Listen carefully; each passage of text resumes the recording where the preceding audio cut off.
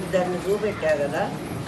ఒకడేమో పంచభూతాత్మకమైనటువంటి పాంచభౌతికమైన శరీరంతో ఉన్నవాడు, ఒకడికి పంచభూతాలతో శరీరంతో సంబంధం లేకుండా ఉన్నవాడు. వీడికి శరీరంతో ఉన్నాడు కాబట్టి వీడు ఏవైనా చూడగలడు, వినగలడు, తినగలడు, మాట్లాడగలడు, ఇవన్నీ చేయగలడు. కానీ వీడి లోపల ఒక స్వరాట్ ఉన్నాడు. ఈ స్వరాట్కి శక్తి ఏమిటంటే తను ఉన్నానని తనకు తెలుసు, తనకి ఎదురుగా ఒక ప్రపంచం ఉందని కూడా వీడికి తెలుసు. కానీ విరాట్కి తను ఉన్నానని తనకు తెలియదు, ఎదురుగా ఉన్నవాడు కూడా వాడికి తెలియదు. అది కదా వాళ్ళిద్దరికి తేడా. ఇది చెప్పి ఆ గురువు ఏం పాఠం చెప్పాడంటే, ఒరే నాయనా, వీడు ఈ స్వరాట్ అనేవాడు ఒకడు ఉన్నాడు కదా, వీడు స్వయం సత్తా. వీడు వాడిని చూస్తే వీడికి అర్థమవుతుంది. అంటే వీడికి వీడున్నానని తెలుసు, వాడు కూడా ఉన్నాడని తెలుసు. వాడు ఎట్లా ఉన్నాడు అని ఒక్కటే, వాడే కాదు ఈ ప్రపంచం అంతా, విరాట్ పురుషుడంతా కూడా ఉన్నాడని వాడికి తెలుసు. ఇది మీకు అర్థం ఎలా చేయించాలంటే, మీరు చందమామను చూడండి. మీరు ఉన్నారని మీకు తెలుసు, చందమామకు కూడా ఉన్నదని తెలుసు. అవునా కదా? చందమామకు తానున్నానని తెలియదు, వీళ్ళు నన్ను చూస్తున్నారు అని కూడా తెలియదు. వాణ్ణి చూసి ఆ వెన్నెల చాలా బాగుంది, ఆహ్లాదంగా ఉంది అని అనుభవిస్తున్నవాడు కూడా స్వరాటే. వెన్నెల బాగుందో లేదో చందమామకి తెలియదు. ఎండ చాలా తీవ్రంగా ఉందో, ఎండ తక్కువగా ఉందో సూర్యుడికి తెలియదు. గాలికి నేను వీచి వీళ్ళ గుడిసెలన్నీ పోగొడితే ఎలా, పాపం కష్టపడి గుడిసె కట్టుకున్నారు కదా అని గాలికి తెలియదు. కానీ గుడిసెలో ఉన్నవాడికి ఇది గాలి, ఇది వీస్తున్నది అని తెలుసు. స్వరాటుకి విరాట్కి తేడా వినండి. అంటే స్వరాటు తను ఉన్నానని తెలుసుకుంటాడు, తనకి ఎదురుగా ఉన్న ప్రపంచాన్ని తెలుసుకుంటాడు. అది ఊరికే ఉన్నదని కాదు, దాని యాక్షన్ కూడా వీడికి తెలుసు. ఎట్లా తెలుసు అంటే, గాలి తీవ్రంగా వీస్తోంది. ఇప్పుడు చూడండి, మేఘాలన్నీ కమ్ముకున్నాయి కదా ఆకాశంలో. ఆ మేఘానికి తెలుసునా నేను కప్పేస్తున్నాను అని? దానికి తెలియదు. మనకి తెలుసు మేఘాలు ఆకాశాన్ని కప్పేసినాయి. ఈ గాలి కనుక చాలా విపరీతంగా వస్తే ఆ మేఘాన్ని కొట్టిపారేస్తుంది. కొంచెం సేపటికి ఆ మేఘం కాస్త వర్షించకుండా వెళ్ళిపోతుంది. ఈ సంగతి ఎవరికి తెలుసు? స్వరాటుకి తెలుసు. స్వరాటుని మీరు బాగా పదిలపరుచుకోవడానికి చెప్తున్నా. స్థూణ నిఖనన న్యాయము అని ఒక న్యాయం ఉంది. స్థూణ నిఖనన న్యాయం అంటే ఏమిటి? మనమే గుంట దవ్యాం, మనమే గుంజ పాతాం, మనమే గుంట దవ్యాం, మనమే ఒక గుంజని పాతాం. పాతిన తర్వాత ఆ గుంజని ఇట్లా ఊపి చూస్తాం. మనం ఎందుకు?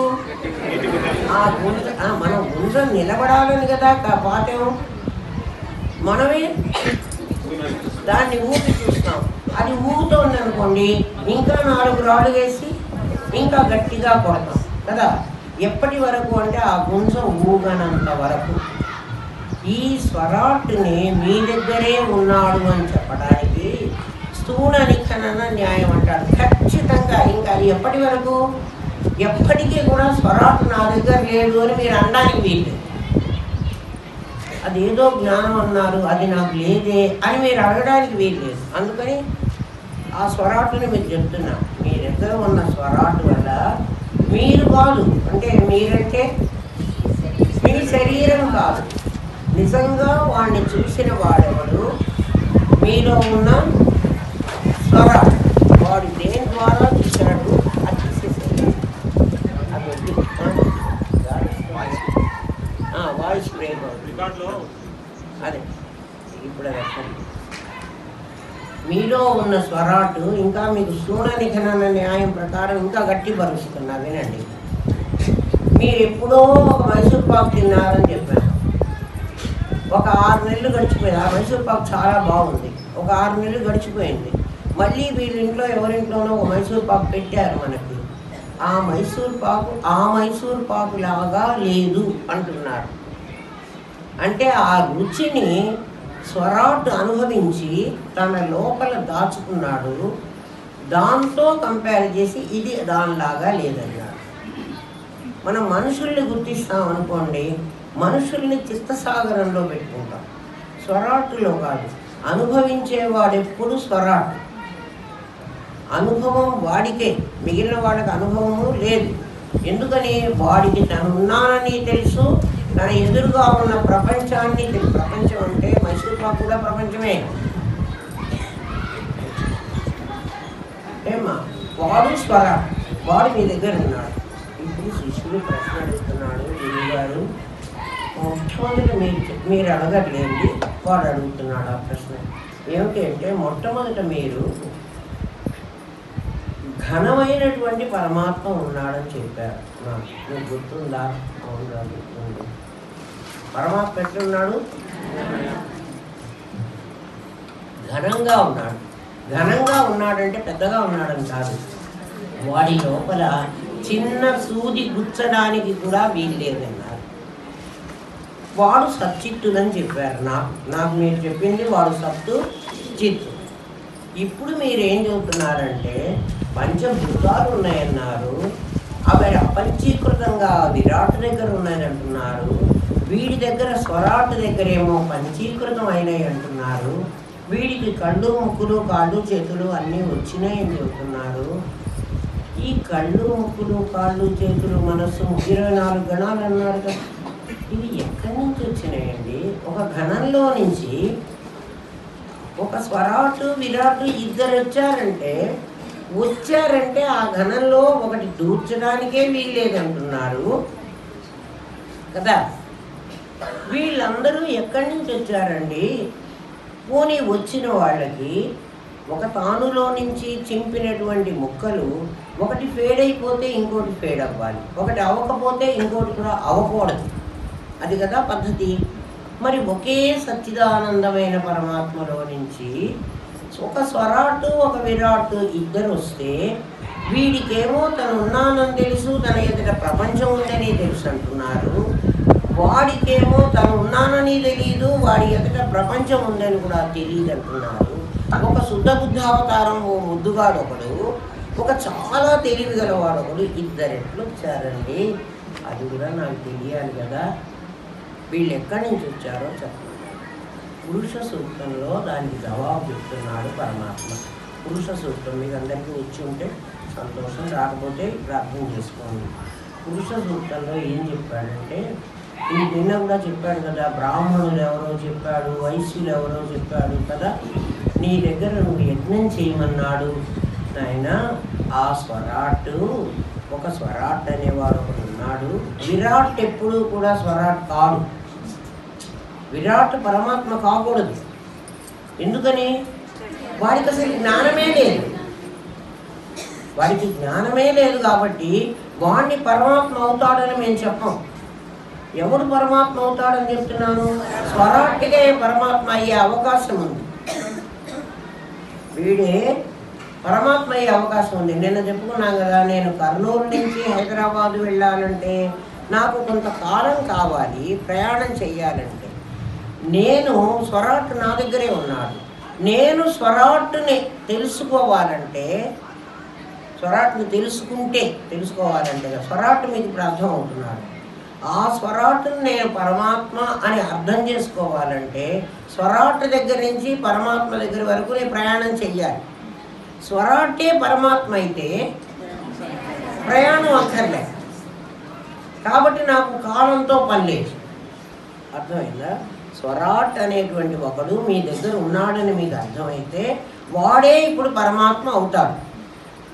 అది మనకేం అభ్యంతరం లేదు. వాడికి కళ్ళు ముక్కులు చెవులు ఎట్టొచ్చినాయో అది ఆ తర్వాత చెప్పుకుందాం. ఇప్పుడే చెప్తాను. ఈ స్వరాట్ కాకుండా ఒక విరాట్ గాడు వచ్చాడు కదా, వీడెవడండి అసలు? వీడు ఎక్కడి నుంచి వచ్చాడు? మా దగ్గర స్వరాట్ ఉన్నాడు.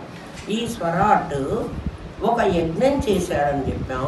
మనం చెప్పుకున్నాం కదా ఇంతకుముందే. ఆ యజ్ఞంలో సమిధలుగా అన్ని ఆహుతులు వేశాడు. చివరికి యజ్ఞం అయిపోయిన తర్వాత యజ్ఞ పురుషుడు ఉద్భవిస్తాడు. యజ్ఞం చేసేవాడు ఒకడు ఆ యజ్ఞకుండం దగ్గర కూర్చొని ఒకడు యజ్ఞం చేస్తున్నాడు. వీడు, మీకు మాట అర్థం అవడం కోసం యజ్ఞకుండము దగ్గర అని చెబుతున్నాను. వాడే వీడు అవ్వాలి, ఇంకో దగ్గర దూరం కాదు. వాడి దగ్గర ఉన్న యజ్ఞకుండం, ఆ యజ్ఞకుండంలో ఈ కూర్చున్న మహారాజు ఆహుతులు వేస్తున్నాడు. ఒకడు ఋత్వికుడు మంత్రం చదువుతూ ఉన్నాడు. వేసిన తర్వాత ఆ యజ్ఞకుండంలో నుంచే యజ్ఞ పురుషుడు ఒకడు ఆవిర్భవిస్తాడు. ఆవిర్భవించి వీడికి వరాలు ఇస్తాడు. మనకు మామూలుగా తెలుసుకుంది. ఇప్పుడు యజ్ఞం జరుగుతున్నది నీ దగ్గరే. ఎక్కడ? నీ దగ్గర, నీ స్వరాట్ దగ్గరే. వాడు హోమం చేస్తున్నది నీ దగ్గరే. హోమగుండం కూడా నీ దగ్గరే ఉంది కదా. అందులో నుంచి వచ్చే యజ్ఞ పురుషుడు కూడా నీ దగ్గరే ఉంటాడు. అంటే వాడే. అప్పుడు ఆ వచ్చిన యజ్ఞ పురుషుడు వరాలు ఇచ్చాడు అనుకున్నాం. ఏం వరం ఇస్తున్నాడు? స్వరాట్కి నువ్వే వాడు స్వరాటే ప్రత్యేగాత్మ, నువ్వు పరమాత్మవిరా అని చెప్తున్నాడు. చెప్పడానికి ఇంకోటి ఉండడు. ఎవడైతే మీ దగ్గర మీరు జ్ఞానం అని చెప్తున్నారో అదే పరమాత్మ కావాలి. వీడు ఇప్పుడు అడుగుతున్నాడు, ఈ ఇద్దరు ఎక్కడి నుంచి వచ్చారండి అని అడిగాడు. నాయన, ఒక యజ్ఞం చేస్తున్నాడు రా వాడు. యజ్ఞం చేశాడు. ఆ యజ్ఞంలో మొట్టమొదట వాడికి ఏం కనిపించిందంటే, తస్మాత్ విరాడ్ అజాయత విరాజో అధిపూరుష సజ్ఞాతో అత్యరిచ్యత పశ్చాత్ భూమిమథో పురః.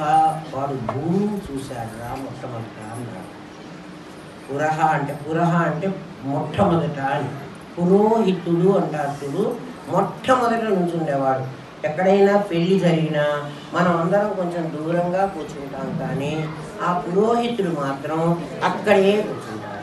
ఎక్కడైనా చావు జరిగినా మనమందరం ఆ శవాన్ని చూడకూడదేమో, ముట్టుకోకూడదేమో అని భయమేమో అని అనుకుంటాం, కానీ పురోహితుడు మాత్రం ముందే కూర్చుంటాడు. అంటే ఏమిటి అర్థం? పురః అంటే మొట్టమొదట, హితః మంచిని కోరేవాడు, పురానికి మంచి కోరేవాడు అని తెలుగు అర్థం.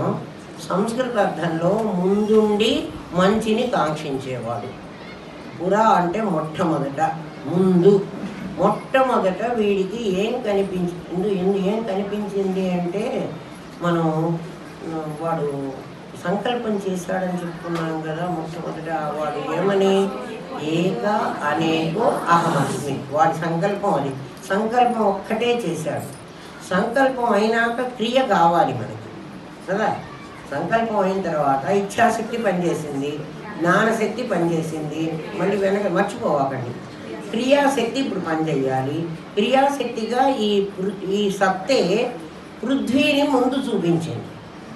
పృథ్వీని చూపించింది అంటే అంతకుముందు తస్మాత్ ఆత్మన ఆకాశ సంభూత. ముందు ఆకాశం పుట్టింది, ఆకాశం తర్వాత వాయువు పుట్టింది, వాయువు తర్వాత అగ్ని పుట్టింది, అగ్ని తర్వాత జలం పుట్టింది, జలం తర్వాత పృథ్వీ పుట్టింది. పృథ్వీ పుట్టినప్పటికీ ఈ వీడికి, ఈ సృష్టిస్తాము అని అనుకున్న వాడికి ఎప్పుడైతే పృథ్వీ పుట్టిందో, పృథ్వీ సాలిడ్ అంటే అది కనపడడానికి వీలవుతుంది, మిగిలినవి కనపడవు. వీడికి అది కనపడింది మొట్టమొదట. ఏది కనపడింది? భూమి కనపడింది. భూమి కనపడింది అంటే ఆ 4 భూతాలు అప్పటికే వచ్చేసినాయి. ఈ 4 భూతాల తర్వాత వచ్చిన ఈ భూమి వీడికి కనపడింది. భూమి మనకు మామూలుగా తెలుగు చదువుకునే అంటే మీకు మననం శ్రవణం క్లాసులో వరకు అప్సరసలు అంటే ఎవరు? దేవలోకంలో నాట్యం చేసేటువంటి వాళ్ళు, ఏమ్మా నాట్యం చేసేవాళ్ళు. ఆ నాట్యాన్ని దేవతలు చూస్తూ ఉంటారు కదా. అది కదా మనకు పురాణాల నుంచి అనుసరించి కథ. శ్రవణ మననంలో నిధిధ్యాసలో మనం లేం కాబట్టి మనకు కూడా ఆ సెన్స్లోనే అర్థం అవుతుంది. ఏ సెన్స్లో అర్థం అవుతుందంటే దేవతలందరూ కొలువు తీరి ఉన్నారు, సినిమాలు చూపిస్తాడు. ఇంద్రుడు అనేవాడు సింహాసనం మీద కూర్చున్నాడు. ఏమ్మా ఆ దేవతలు నాట్యం, అప్సరసలు నాట్యం చేస్తూ ఉంటే దేవతలు చూస్తూ ఉన్నారు. ఇక్కడ అప్ అంటే నీరు. నిధిధ్యాసన క్లాసులో అప్ అంటే నీరు. అప్ సరస్ అంటే ప్రవహించేది. అది నీటిలో నుంచి ప్రవహించి బయటికి వచ్చింది భూమి. ఇక్కడ అప్సరస్సులు వాళ్ళు కాదు. సరస్ అంటే అలా ప్రయాణం చేసేది, మామూలాగా అలా వెళ్ళేది, నడిచేది, ప్రవహించేది. ఎక్కడో ఎందులో ప్రవహించేది? నీళ్ళల్లో ప్రవహించేది. ఆ ప్రవహించేదాన్ని వాళ్ళు అప్సరస అంటే భూమియే ఇక్కడ అర్థం, దేవతలు కాదు. ఆ భూమిని ఎవరు చూశారు అంటే దేవతలు చూశారు. అప్సరసల నాట్యాన్ని దేవతలు చూశారు. ఇక్కడ దేవతలు ఎవరు అంటే దివి అంటే ప్రకాశించేది. ప్రకాశానికే దివ్వు అని పేరు. ఆ ప్రకాశించేవి మన దగ్గర 5 ఉన్నాయి. జ్ఞానేంద్రియ పంచకం. వాటికే తెలుస్తుంది. ఏం తెలుస్తుంది అంటే ఆకాశం మొదలుకొని 5 భూతాలు ఏమి నాట్యం చేస్తున్నాయో ఆ నాట్య విన్యాసాన్ని మన ఇంద్రియాలే చూడగలవు. మనలో ఉన్న స్వరాటే వాడే కదా ఇంద్రుడు. ఇంద్రుడు ఎవరు? గణపతి. ఎవరా గణపతి? జీవుడు. నేనే. వాడే చూడగలడు. మరి ఇంద్రలోకంలోనే కదా అప్సరసలు నాట్యం చేశారు. వాళ్ళని ఇంద్రుడే కదా చూశాడు. మనమెవరం చూడలేదు కదా. మనం చూసే ఈ నిధ్యాసలో మనమే ఇంద్రుడిని. అంటే ఈ జీవుడే ఇంద్రుడు. వీడే చూస్తున్నాడు. ఏం చూస్తున్నాడు అంటే గాలి వీచిందని చూస్తున్నాడు, నీరు ప్రవహించిందని చూస్తున్నాడు, సూర్యుడు ప్రకాశిస్తున్నాడని చూస్తున్నాడు. ఇప్పుడు ఆ సూర్యుడు, ఆ ఇంద్రుడు కాదు, ఆ సూర్యుడు, ఆ గాలి, ఆ ఆకాశము, ఆ అగ్ని ఇవన్నీ వీడు చూస్తున్నాడు. వీడి చేత చూడబడుతున్నది, వీడు చూచేవాడైనాడు. ఇప్పుడు ఇద్దరు వచ్చారా? చూడబడేదానికి కాంతి, దాని స్వశక్తి లేదు, చూచేవాడికి స్వశక్తి ఉంది. ఇప్పుడు ఆయన చెప్పిన పాఠం అర్థమైందా? ఏమన్నాడు? స్వరాటికి తనున్నానని తెలుసు, తన ఎదురుగా ప్రపంచం ఉందని తెలుసు. విరాట్కి తనున్నానని తెలియదు, తనకు ఎదురుగా ప్రపంచం ఉందని తెలియదు. ఇద్దరు ఎట్లా వచ్చారని అడిగాడు. ఇద్దరు రాలేదురా అన్నాడు. అది ఘనం కదా, అందులోంచి ఇద్దరు ఎలా వచ్చారు అన్నాడు. ఇద్దరు రాలేదు, వచ్చింది ఒకడేను. ఆ ఒకడు రాకముందు సత్తు ఏం చేసిందంటే తనలో నుంచి 5 విధాలైనటువంటి భూతాలని, అపంచీకృత పంచమహాభూతాలని బయటికి తీసుకొచ్చింది. అర్థమవుతుంది కదా. ఆ 5 భూతాలు మనకు విజిబుల్ కాలేదు, కనిపించలేదు. మరి ఏం కనిపించింది అంటే భూమి కనిపించింది. ముందు వచ్చింది ఎవరు? ఆకాశం. కానీ ముందు కనిపించింది ఎవరు? భూమి. అంటే వీడికి సంకల్పం చేశాడు, కానీ నేను అనేకో అహమస్మి అని సంకల్పం చేశాడు. కానీ అనేకం ఎప్పుడైనాడో ఇంకా వీడికి తెలియలే, అదే మర్చిపోవడం. వాడు అక్కడ పశ్చాత్ అంటే చూశాడు. ఏం చూశాడు అంటే భూమిని మొట్టమొదటిగా మొట్టమొదట చూశాడు. యత్పురుషేణ హవిష దేవా యజ్ఞమతన్వత. అప్పుడు ఈ దేవతలందరూ కలిసి, మామూలుగా అయితే యజ్ఞ పురుషుడు దేవతలు యజ్ఞం చేయటం, ఇక్కడైతే దేవతలు నా కన్ను, నా చెవి, నా ముక్కు, నా నాలుక, నా స్పర్శ, నా ఇంద్రియాలు, ఇవే దేవతలు. మన దగ్గర ఉన్న దేవతలు వీళ్ళు యజ్ఞం చేశారట. ఏమి యజ్ఞం చేశారంటే వసంతో గ్రీష్మ ఇద్మ శరద్ధవి వీళ్ళు యజ్ఞం చేశారు. ఏమి యజ్ఞం అంటే వసంత ఋతువుని. వసంత ఋతువు అంటే వాసనలు చిగురించేది. వసంత ఋతువు అంటే మామూలుగా చైత్ర వైశాఖ మాసాలు, నిధిధ్యాసలో పాఠం అది కాదు. అప్సరసకే మీరు చెప్పాను కదా, అట్లా ప్రతి అర్థం మళ్ళీ మారిపోతుంది. అక్కడ ఏం చేశారంటే వసంత ఋతువులో ఏం జరుగుతున్నాయి, చెట్లన్నీ చిగురుస్తున్నాయి. అంతకుముందు మోళ్ళుగా ఉన్నాయి, ఎప్పటి నుంచి వచ్చిందో మనకు తెలియదు. దాని లోపల నుంచి చిగుళ్ళు వచ్చినాయి. ఇక్కడ ఈ రాట్కి ఏమొచ్చినాయి, వాడి లోపల వాసనలు చిగుర్చినాయి. ఆ వాసనలు మళ్ళీ క్రమక్రమంగా ఏమవుతాయి, వసంత ఋతువు తర్వాత వర్ష ఋతువు, ఆ తర్వాత గ్రీష్మ ఋతువు, ఇట్లా వసంత ఋతువు తర్వాత గ్రీష్మ ఋతువు, తర్వాత వర్ష ఋతువు, ఇట్లా క్రమక్రమంగా ఋతువుల ప్రకారం ఆ విరాట్టులో ఆ మార్పు జరుగుతోంది. స్వరాట్టులో ఈ మార్పు జరుగుతుంది. స్వరాట్లో ఏం మార్పు జరిగింది, వీడు ఏ కోరికతో అయితే జన్మకు వద్దామనుకున్నాడో ఆ కోరిక తాలూకు వాసనలు చిగురించడం మొదలుపెట్టినాయి. మరి ఇది వీడు ఎట్లా ఏర్పడ్డాడో ఇప్పుడు చెప్పాలి కదా, అర్థమవుతోంది కదా.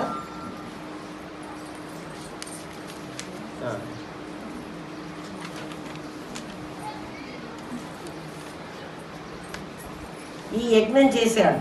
ఆ యజ్ఞం అయిపోయిన తర్వాత తస్మాత్ యజ్ఞాత్ సర్వహుత, ఆ యజ్ఞంలో అన్నీ కూడా హోమం చేసేసాట వాడు.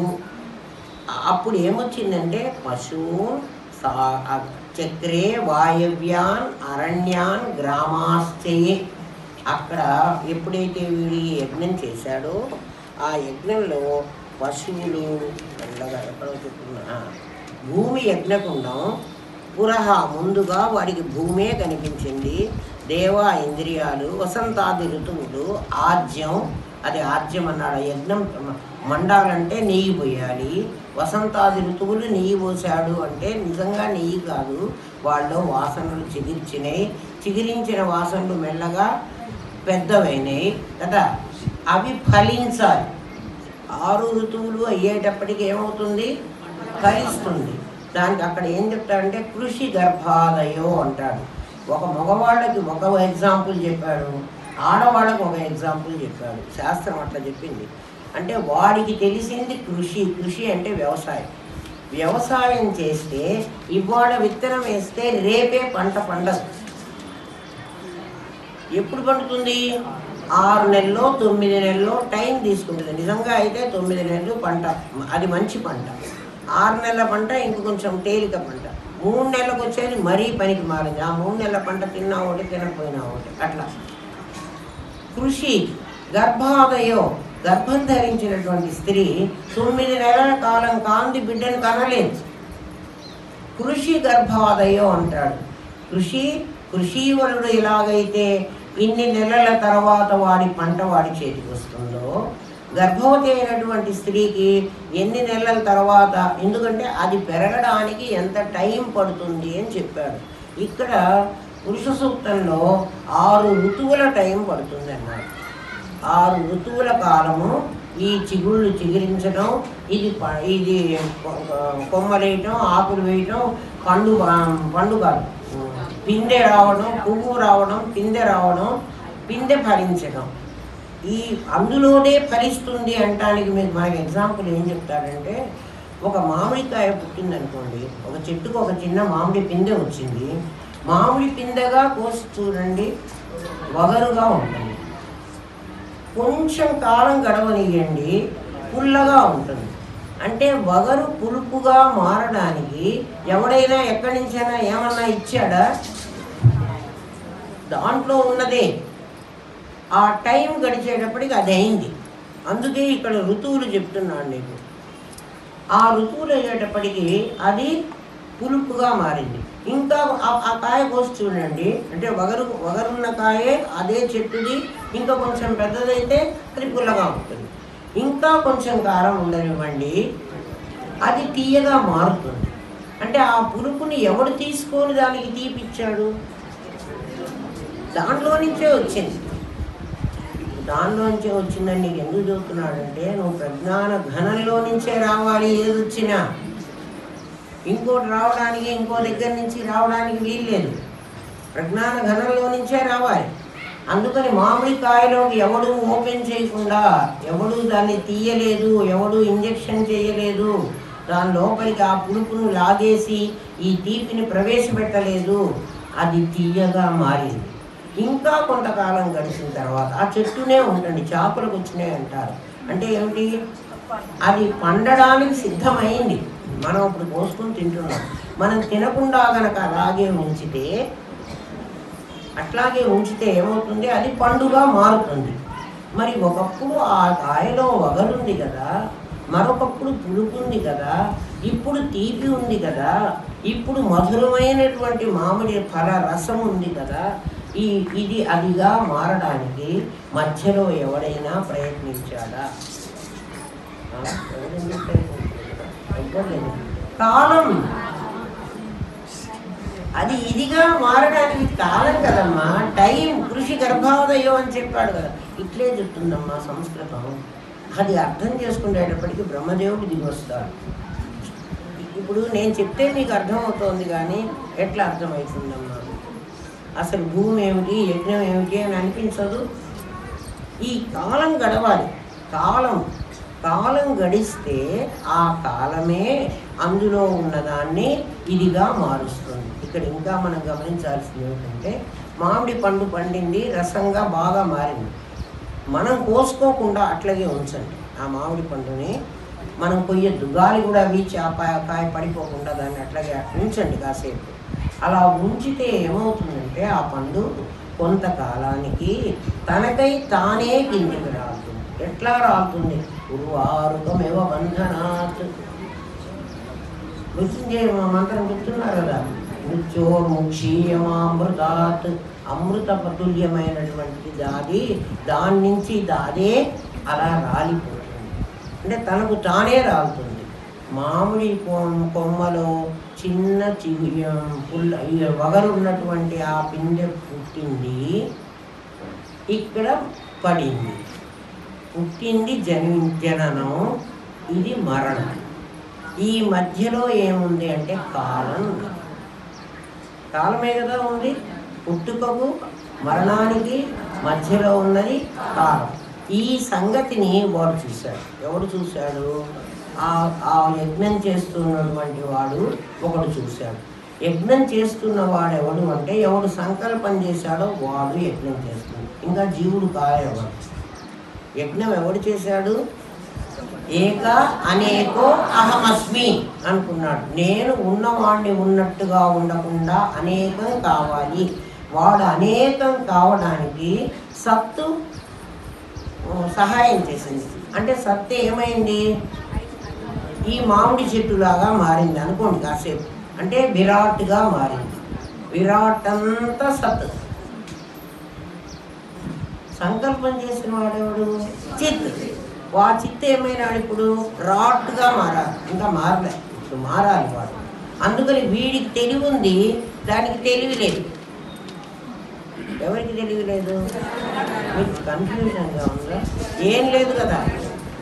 ఏమ్మా, చాలా జాగ్రత్తగా చెప్తున్నాను నేను కన్ఫ్యూజ్ అవ్వకుండా, మిమ్మల్ని చెయ్యకుండా. మీకు ఎక్కడన్నా అర్థం కాకపోతే మళ్ళీ అడగండి, చెప్తాను. పరమాత్మ ఒకసారి సంకల్పం చేసిన వాడు చిత్తే. ఇలా మారింది మాత్రం సత్తు. సత్తుకు జ్ఞానం లేదు. అందువల్లే దానికి అదే కదా విరాట్గా మారింది. ఆ విరాట్గా మారిన దానికి జ్ఞానం లేదు. దానికి తనున్నానని తెలియదు, ఎదురుగా ప్రపంచం ఉందని కూడా దానికి తెలియదు. వీడికి తెలుసు, ఈ స్వరాట్కి తెలుసు. ఇంకా వీడు స్వరాట్ కాలేదు, ఇప్పుడు అవుతాడు. ఇక సంకల్పం చేశాడు కదా అతను, వాడు కాలే. వీడు ఎప్పుడైతే సంకల్పం చేశాడో అప్పుడు వాడికి ఎవరెవరు ముందు కనపడ్డారు అంటే ఇది ఎంత సృష్టి క్రమం అమ్మా, సృష్టి ఎలా జరిగింది అని చెప్పడానికి. అంటే జరగలేదు ఇది, అందుకే సృష్టి అంటున్నాడు. ఇదంతా ఎట్లా జరిగింది? నేను ఒకసారి బట్టల షాప్లోకి వెళ్ళి అక్కడ ఉన్నటువంటి అనేక రకాలైన బట్టలు చూసి ఆ చీర కట్టుకుంటే నేను ఎలా ఉంటాను, ఇప్పుడు నాకే కనపడుతుంది కానీ దానికి కనపడదు. మనం మననం క్లాసులో సాధనలో చెప్పుకున్నాం మనం ఈ మాట. ఇట్లాంటిది ఇక్కడ ఇది అర్థం చేసుకోవాలి మీరు. ఇది లేకపోతే నిజంగా సృష్టి జరిగింది అన్నారు మనం పప్పులో కాలేసినట్టు. ఆ వీళ్ళమా సృష్టించారు అంటే అర్థం ఏమిటి? అది యథార్థం కాదు. అట్లాంటిది ఇది విరాట్. ఇప్పుడు ఎవరు? నేను షాపుకి వెళ్ళిన నేను స్వరాట్. నేను ఈ బట్టల్ని చూసి ఆ చీర నేను కట్టుకుంటే ఎట్లా ఉంటాను, ఇప్పుడు నాకు అక్కడ చీర నేను కనపడతాను, ఇది నాకు బాగలేదు, పోనీ ఇది కట్టుకుంటే, ఇప్పుడు దాన్ని కట్టుకోవడానికి దీన్ని కట్టుకోవడానికి మధ్య నాకు కాలం ఉంది, ఇది వదిలేసి అది కట్టుకోవాలి కదా. నేను అసలు ఏం కట్టుకోలేదు. అందుకని సృష్టి అలా జరుగుతోంది. అది బాగా అర్థం చేసుకోవాలి, అది మర్చిపోవాకండి మళ్ళీ. ఏమ్మా అది నిజంగా జరిగిందా? సరే. ఇప్పుడు వాడికి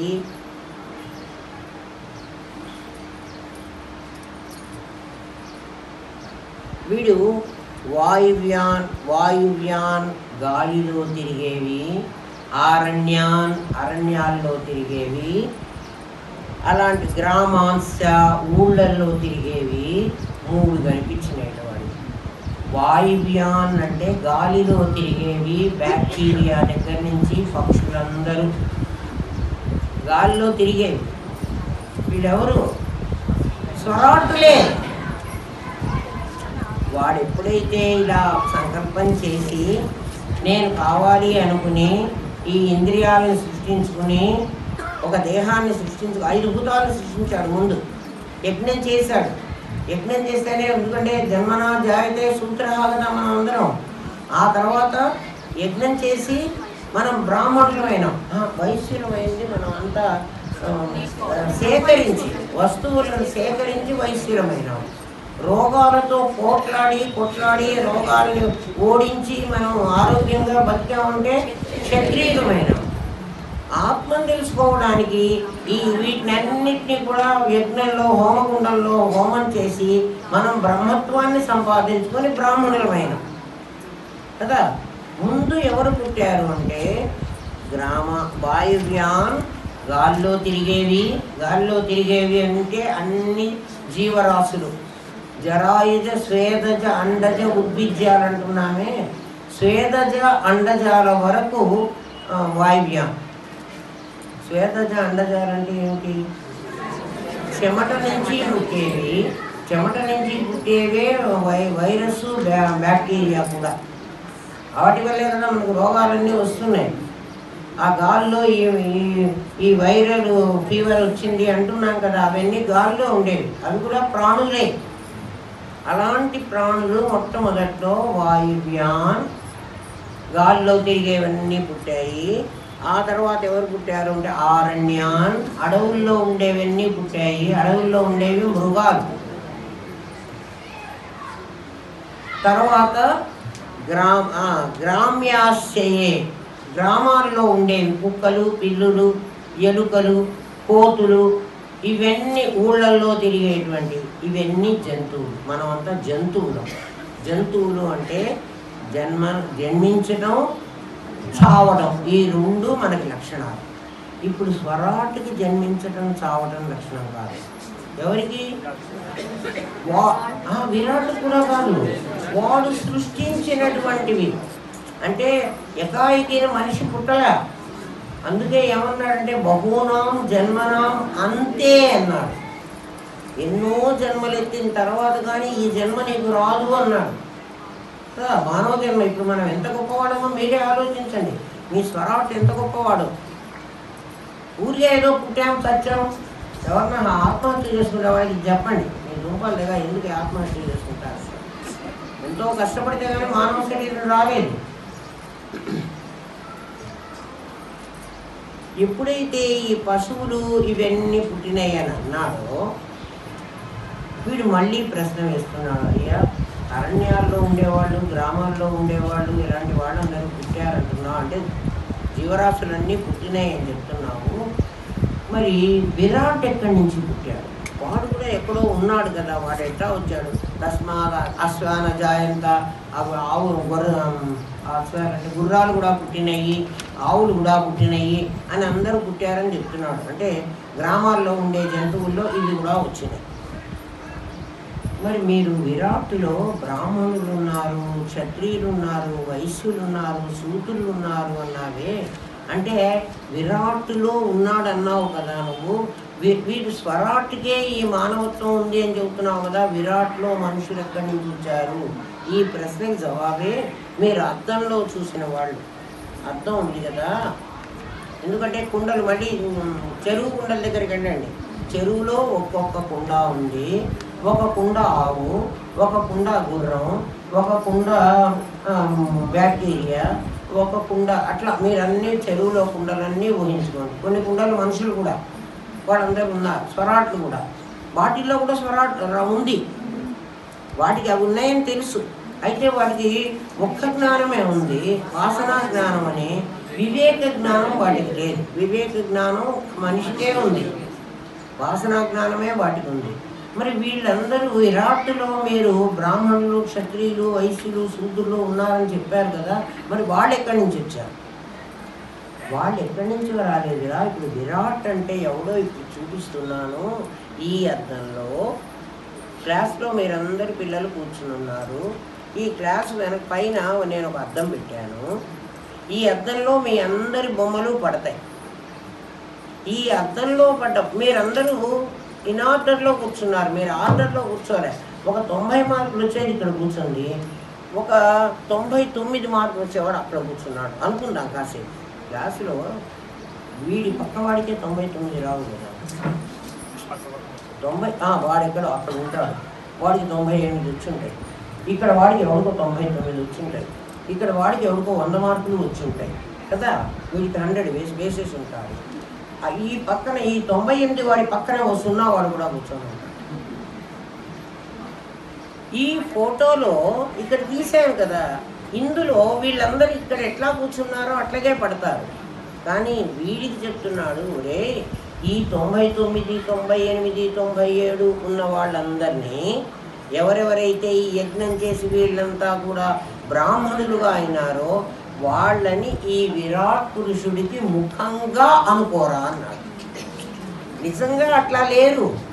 ఎందుకంటే ఆ మాట ఇక్కడ ఎక్కడుందంటే, ఇది చాలా జాగ్రత్తగా మీరు గమనించినట్లయితే, బ్రాహ్మణోస్య ముఖం ఆసీత్, ఆసీత్ అంటే ఉన్నది.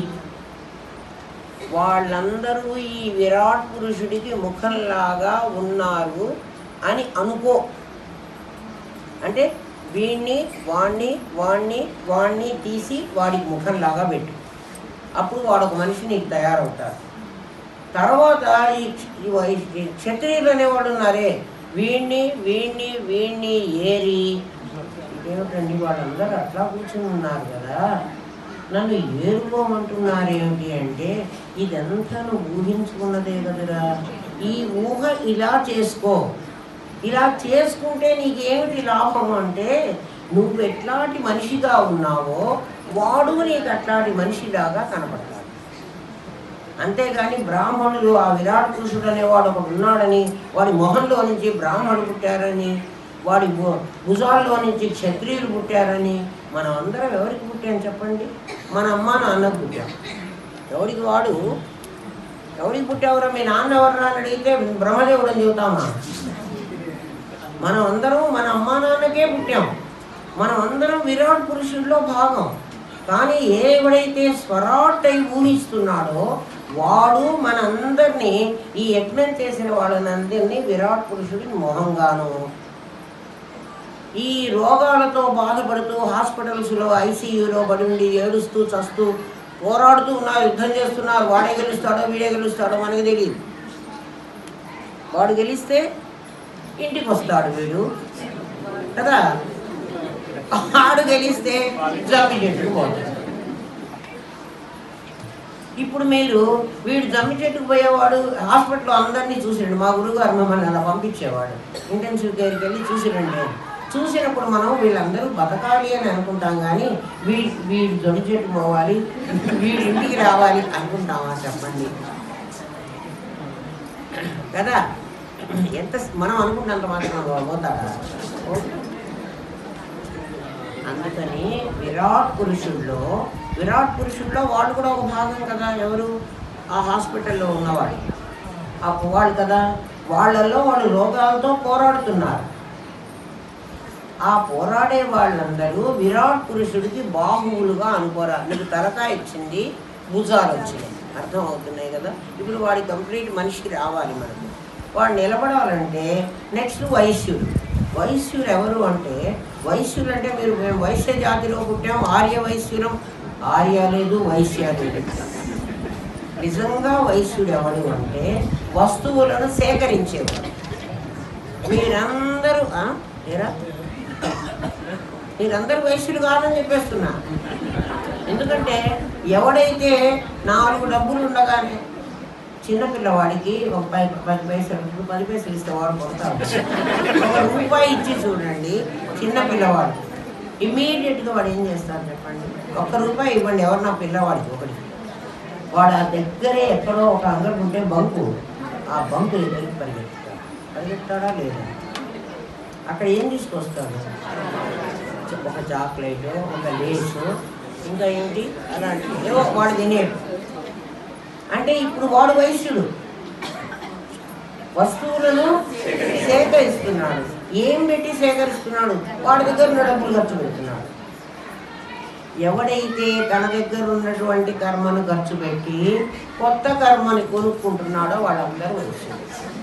మరి మీరందరూ వైశ్యులు అయితే నాకేం అభ్యంతరం లేదు. మన కర్మను ఖర్చు పెట్టి కొత్త కర్మను కొనుక్కుంటున్నాడు. మనం అందరం ఏం చేస్తున్నామరా? కర్మ చేస్తున్నాము, తద్వారా మళ్ళా ఆగామి కర్మను సంపాదిస్తున్నాము. మరి కర్మ చేస్తూ ఆగామి కర్మను సంపాదిస్తున్నంత వరకు మనం ఏ జాతి వాళ్ళము అంటే వైశ్య జాతి. మరి ఎట్లండి? మమ్మల్ని వైశ్య జాతి నుంచి ఉద్ధరించండి అంటే నిష్కామంగా కర్మ చేయి. అంటే కర్మ చెయ్యి, కర్మ ఫలాన్ని ఆశించవాలి. కర్మ చెయ్యి, కర్మ ఫలాన్ని ఆశించవాలి.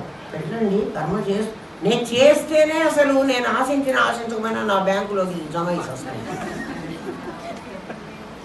అందుకని స్వరాట్టైన నేను కర్మ చెయ్యటం లేదు, కర్మ జరుగుతున్నది ఏమా అని నువ్వు కర్మ చేస్తే దాని ప్రకారం అది జరుగుతుంది.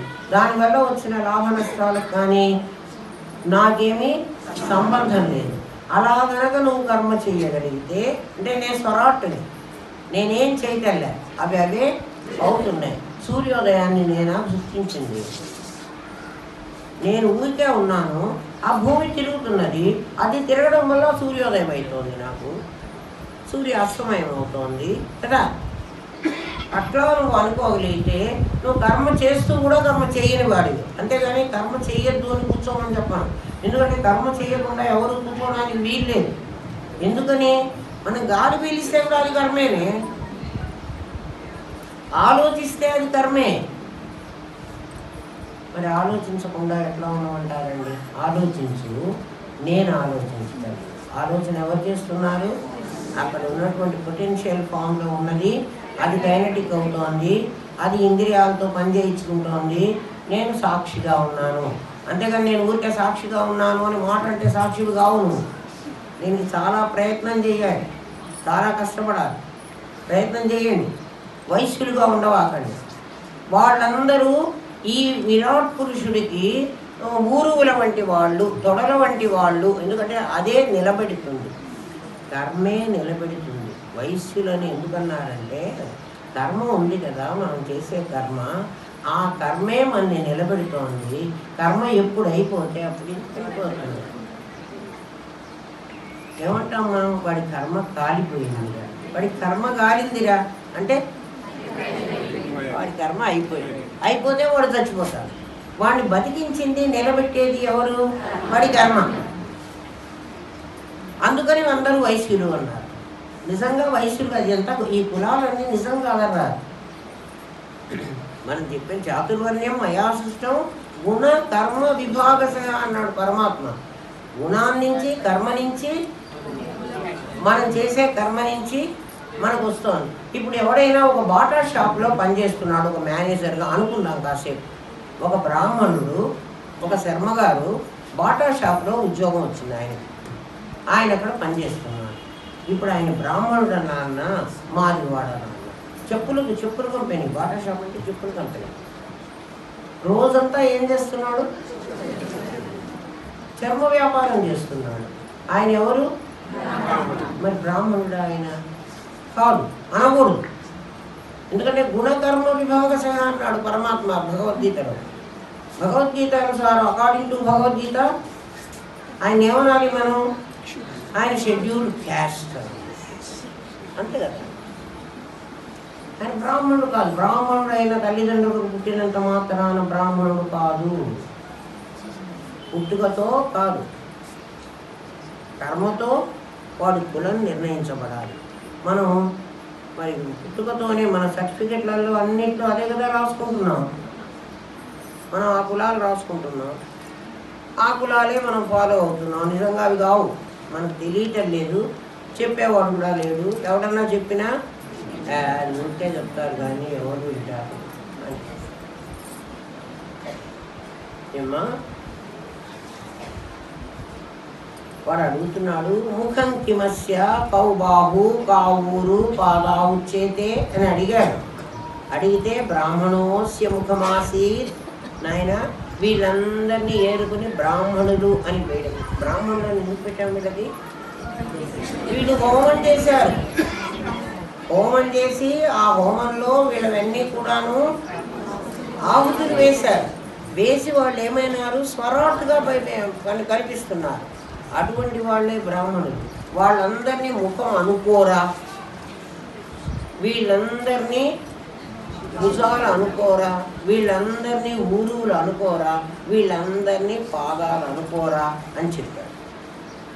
అట్లా విరాట్ పురుషుడు వచ్చాడు. విరాట్ పురుషుడు అనుకోబడ్డవాడు. నిజంగా వాడు లేడు. వాడెవడు? ఈ స్వరాట్ అనేకో అహమస్మి అన్న స్వరాట్టుల యొక్క సమూహం. అంతేనా? వీడికి ఒక ఆకారం ఉంది కాబట్టి వాడికి అటువంటి ఆకారాన్ని ఊహించుకోవడం కోసం చెప్పారు. లేకపోతే స్వరాట్ ఎట్లా ఉంటుంది? ప్రజలందరూ ఎట్లుంటారు? ఇక్కడ తలకాయ, అక్కడ తలకాయ, అక్కడ తలకాయ, అన్ని తలకాయ. సహస్ర శీర్ష పురుష, సహస్రాక్ష. అక్కడ కూడా చూడండి, సహస్ర శీర్ష పురుష, సహస్రాక్ష, సహస్రపాత్ అన్నాడు. అది కూడా జాగ్రత్తగా అర్థం చేసుకుంటే మనకి సహస్ర శీర్ష పురుష 1000 అంటే చాలా అన్నమాట. సహస్ర అంటే అనేకం అని. అన్ని తలకాయలు ఉంటే పోనీ 1000 తలకాయలే అని అనుకునేట్టయితే సహస్రాక్ష 1000 కళ్ళు 1000 కాళ్ళు ఉన్నాయంటే విరాట్ పురుషుడు ఎలా ఉంటాడు అంటే ఒంటికంటి రాక్షసుడిలాగా ఉంటాడు. 1000 తలకాయలు ఉన్న వాడికి 1000 కళ్ళు ఉంటే ఒక గుడి కన్నే కదా, ఒక కన్ను లేదు కదా, 1000 కాళ్ళే కదా. సహస్రాక్ష సహస్రపాత్. మీరు ఎవరినున్నా మీకు తెలిసిన ఏ పురోహితుడి దగ్గరికన్నా వెళ్ళి అయ్యా సహస్ర శీర్ష పురుష సహస్రాక్ష సహస్రపాత్ అంటారు కదా, అతని అర్థం ఏదో కాస్త చెప్పండి అని అడగండి. విరాట్ పురుషుడు ఎలా ఉంటాడు అంటే 1000 తలకాయలు ఉన్నాయి, 1000 కళ్ళు ఉన్నాయి, 1000 కాళ్ళు ఉన్నాయి. అంటే వాడికి ఒక కన్ను లేదు, ఒక కాలు లేదు, వాడు గుంటి. వాడి అర్థం అది కాదురా. సహస్రాక్ష అంటే సహస్ర కళ్ళు ఉన్నాయి అంటే కన్ను మన జ్ఞానేంద్రియ పంచగానికి రిప్రజెంటేటివ్, కాలు మన కర్మేంద్రియ పంచగానికి రిప్రజెంటేటివ్. అందుకని ఇన్ని జ్ఞానేంద్రియాలు ఉన్నాయి, ఇన్ని కర్మేంద్రియాలు ఉన్నాయి. 1000 తలకాయలు ఉన్నాయి, 1000 జ్ఞానేంద్రియాలు ఉన్నాయి, 1000 కర్మేంద్రియాలు ఉన్నాయి. అప్పుడు మనిషి మంచిగానే ఉన్నాడు కదా, ఒంటికంటే రాక్షసుడు కాదుగా. అందుకని నాకు వేదాంతం తెలుసు, నేను కూడా చెప్తాను, నేను గురువునైపోయినాను అని అనుకునే వాళ్ళు ఎవరైనా ఉంటే బీ కేర్ఫుల్. మీరు గురువు కాలేరు. ఎందుకు కాలేరు అంటే ఇంత తీసుకునేటువంటి శక్తి సామర్థ్యాలు మీకు లేవు. అందుకని మీరు గురువు కావాకండి. ఎవరికి వాడు నేను గురువు అయిపోయినాను, నాకు తెలిసిపోయింది, ఆ తెలిసింది నేను 10 మందికి చెప్తానంటే మీరు ఎంతసేపు అయినా ఏం చెప్పాలి? నా గురువు దగ్గర నేను తెలుసుకున్నటువంటి ఈ విషయాన్ని మాత్రమే చెప్తున్నాను, నేను గురువుని కాదు, గురువుని చూపించాను మీకు, నేను సూచక గురువుని. గురువుని అనకూడదు అసలు. ఆ అధికారం మనకు లేదు, తెలిసిందా? ఎవడు కూడా. ఎందుకంటే దీన్ని ఇట్లా అర్థం చేసుకుంటేనే మీకు అర్థమవుతుంది. లేకపోతే మా ఉన్న పదానికి పదార్థం చేసుకున్నారంటే వాచ్యార్థము లక్ష్యార్థము అని వేరే ఉంటుంది. ఆ లక్ష్యార్థం తెలియకుండా మీరు వాచ్యార్థం మాట్లాడితే వాచ్యార్థం ఎట్లా ఉంటుంది అంటే వీడు ఒట్టి గోడరా అంటాను. వీడు గోడ అంటే నేనేం చెప్పదలుచుకున్నాను, వీడు ఒట్టి మొద్దు అని. వీడిని మొద్దు అన్నాను అనుకో, రే నువ్వు ఒట్టి మొద్దురా అన్నాను అనుకో, అంటే మొద్దు అంటే అర్థం ఏంటి? వాడికి ఏం తెలియదు అని. ఇది మొద్ద, ఇది మనిషి కాదు. మనిషిని మొద్దు అంటున్నా అంటే మొద్దు అనేది వాచ్యార్థం.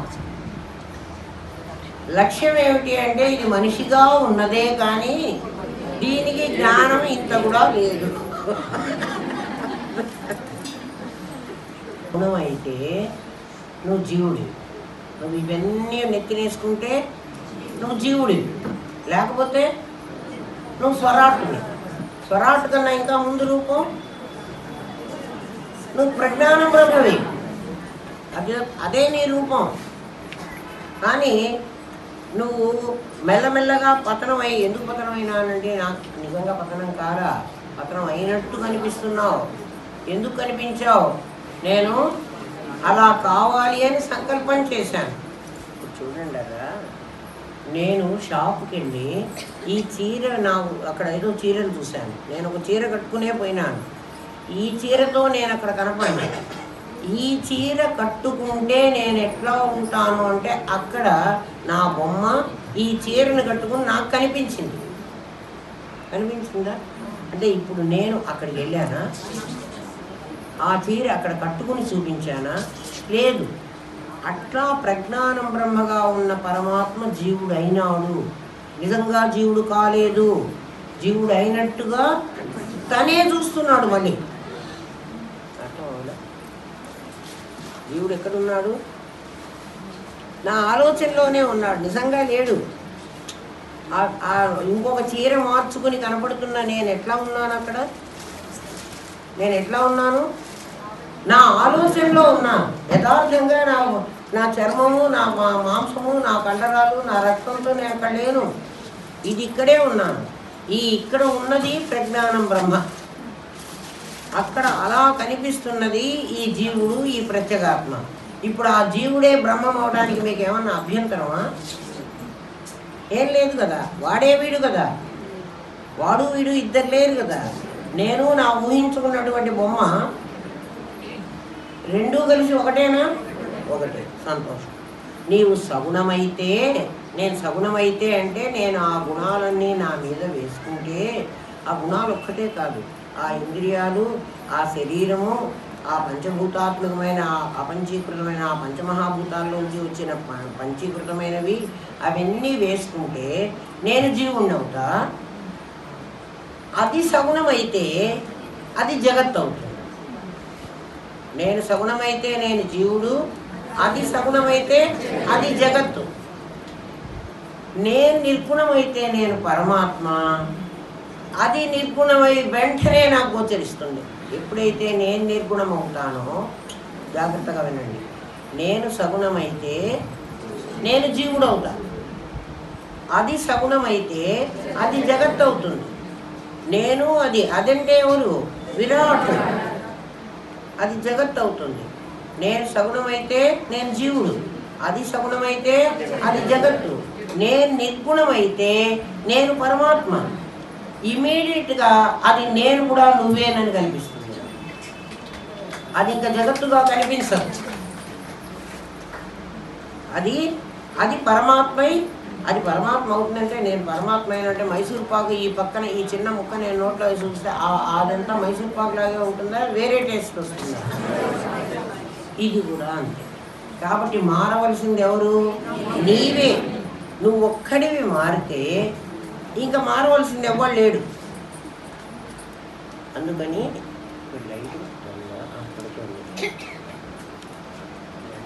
వేదాహమేతం పురుషం మహాంతం ఆదిత్యవర్ణం తాసస్తు పారే. ఒరే నాయన, అందరు అంటారు చీకటి బ్లాక్ హోల్స్, దానికి అవతల పరమాత్మ ఉన్నాడు అంటారు. బ్లాక్ హోల్స్ మన చుట్టూనే ఉన్నాయి. ఏమిటి అవి అంటే నా అజ్ఞానం, నాకేం తెలియకలేదు అంటున్నావు. ఇప్పుడు మీరు చెప్తే మాకు తెలుస్తోంది అంటున్నావు. అంటే నేను చెప్తున్నాను అంటే ఇక్కడ ఒక వే వేస్తున్నా. మీ అజ్ఞానానికి, మీ చుట్టూ అజ్ఞానం ఆవరించింది. నువ్వొక్కడివే స్వరాటువి. నీ చుట్టూ ఏముంది? అజ్ఞానం ఉంది. అజ్ఞానం అంటే ఏమిటి? నాకు తెలియదు. నీలో ఉన్న స్వరాట్టుకి ఏం శక్తి ఉంది? వాడున్నాడని వాడికి తెలుసు, వాడికి ఎదురుగా ఉన్న ప్రపంచం కూడా వాడికి తెలియాలి. కానీ ఇప్పుడు వాడిని అడిగితే ఏమంటున్నాడు? నాకేం తెలియదు అంటున్నాడు. ప్రపంచం తెలుసు కదండి, ప్రపంచం తెలియదని వాడు అంటలేదు కదా. ప్రపంచం అంటే ఏం తెలుస్తోంది? మనుషులు తెలుస్తున్నారు, అరణ్యాన్ గ్రామాన్ పశువాన్ కదా, వీళ్ళు కనపడుతున్నారు. మీకు ఎదురుగా మీ పక్కన ఎవరున్నారు అంటే ఏం చెబుతావు? నా పక్కన వెంకటేష్ కూర్చున్నాడు అంటాడు రవి, వాడి పక్కన రవి కూర్చున్నాడు అంటాడు. అంటే రవి తెలుస్తున్నాడు వీడికి, వాడికి వీడు తెలుస్తున్నాడు, వీడికి వాడు తెలుస్తున్నాడు కదా. ఇంకేదన్నా చెప్తే ఇంకెవ్వరు లేరండి నా దగ్గర, నాకేం తెలియదండి. అంటే నాకు ఏమీ నీకు తెలుస్తున్నది నీ శరీరమే, నువ్వు అనుకుంటున్నావు కాబట్టి నేను ఎదురుగా ఓ శరీరమే తెలుసుకుంటున్నావు. వాడి లోపల ఏముందో చెప్పు, నాకు తెలియదు. నీ పక్కన వాడి లోపల వాడి కదా నీకు జగత్తు. ఆ జగత్తులో ఏముంది అంటే నాకు జగత్తులో పులై ఉన్నాడు అంటావు. పుల్లయ్య కాదురా, పుల్లయ్య లోపల ఏముందో నాకు చెప్పండి. స్వరాటే ఉన్నాడు.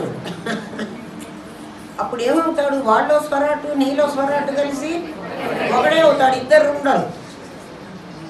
నీకు ఆ స్వరాటు తెలియటల్లా. నువ్వు మనిషిని చూడగానే ఎవరు తెలుస్తున్నారు? నామరూపాలు తెలుస్తున్నాయి. ఎందుకని? నేను నామరూపాలతో ఉన్నా కాబట్టి నాకు ఎదురుగా కూడా నామరూపాలు తెలుస్తున్నాయి. నాకు తెలియదు, ఏదైతే తెలియాలో అది నీకు తెలియకపోతే అంటే ఏం తెలియాలి? స్వరాటు తెలియాలి. నీకు స్వరాటు తెలియటం లేదు. నీకు స్వరాట్లు కనిపించదు. ఇప్పుడు చూడండి, ఇంతమంది స్వరాట్లు ఉంటే స్వరాట్లు ఎంతమంది ఉండాలి సార్ కదా.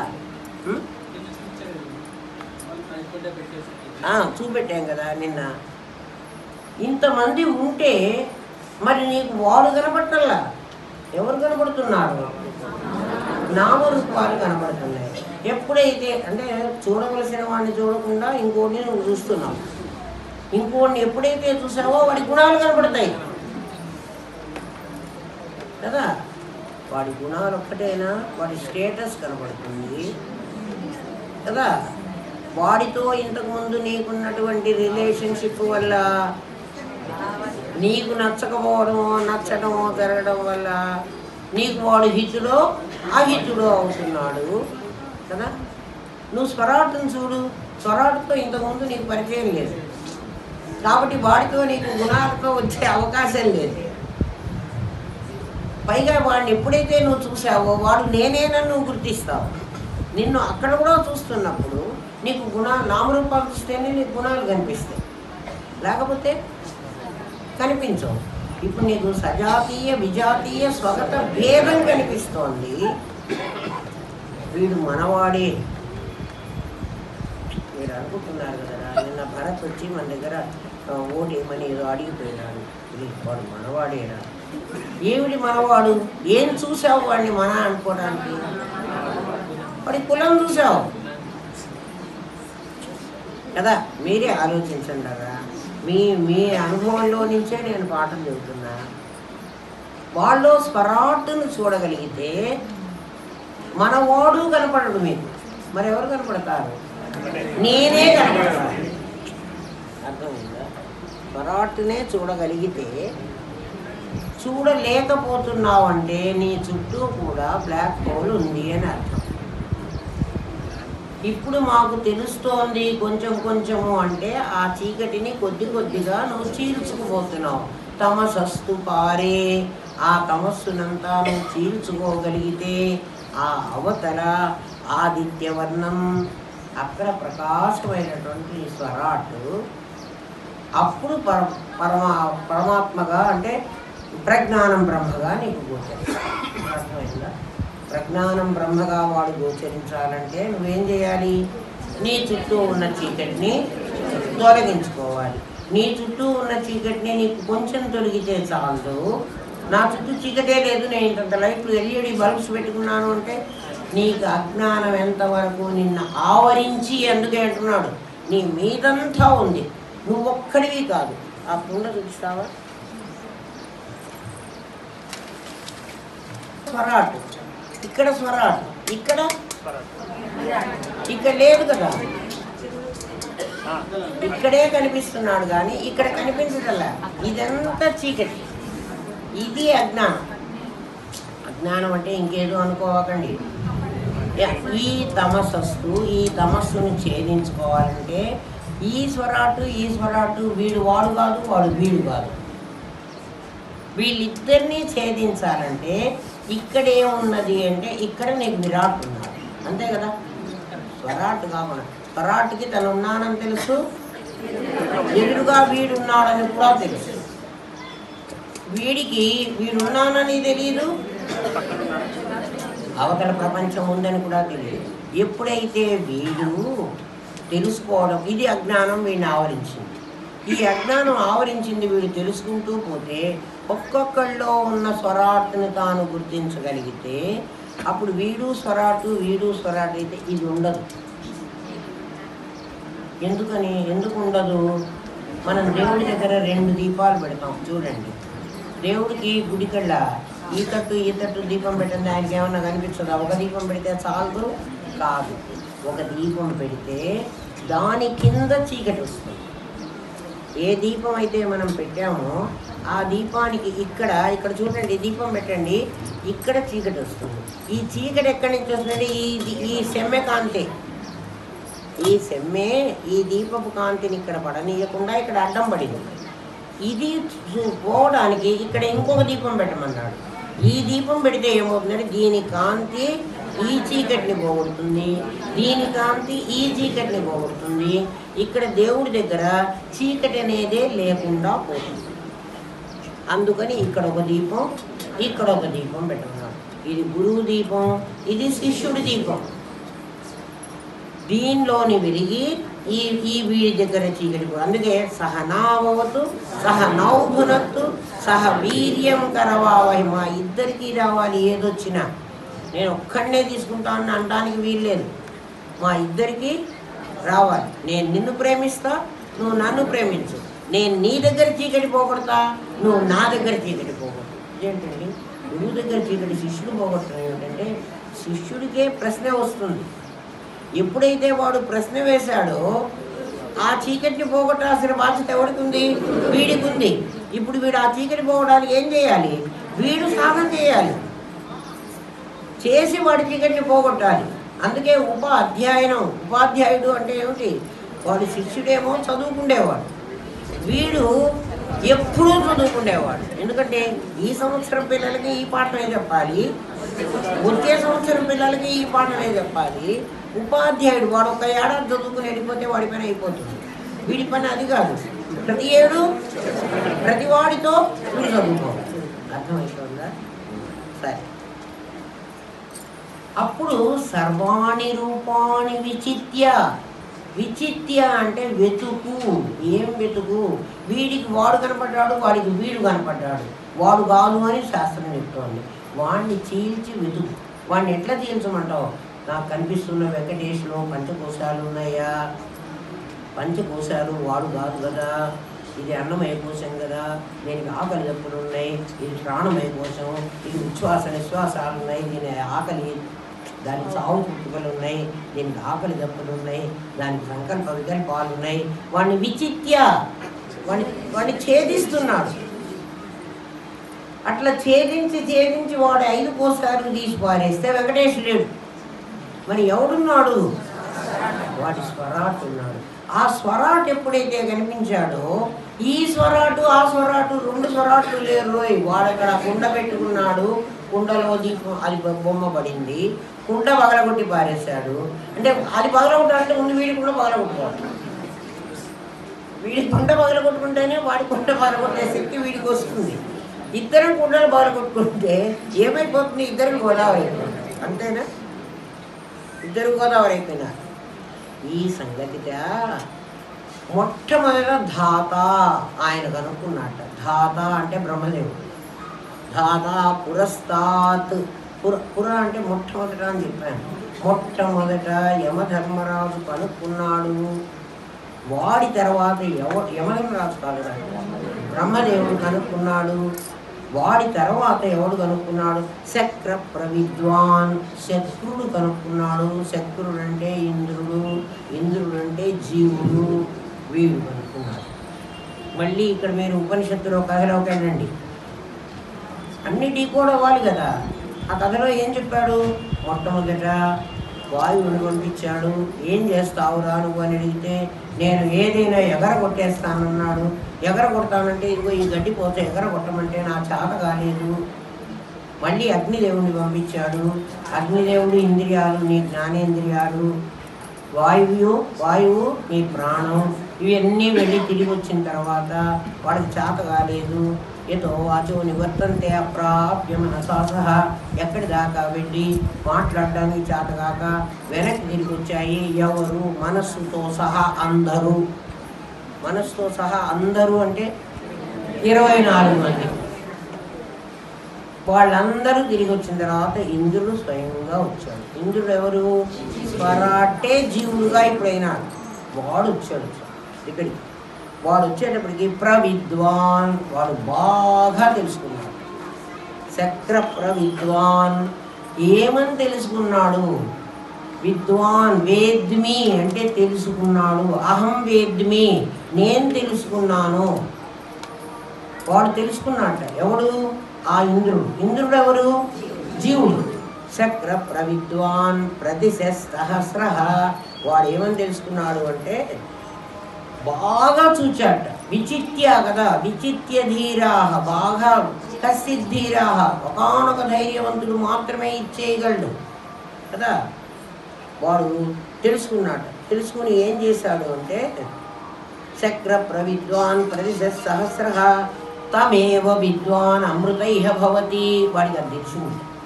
వాడు తెలుసుకున్నాడు అంటే ఏం తెలుసుకున్నాడు అంటే తమేవ విద్వాన్, నువ్వే తెలుసుకో తగిన వాడివి అని తెలుసుకున్నాను.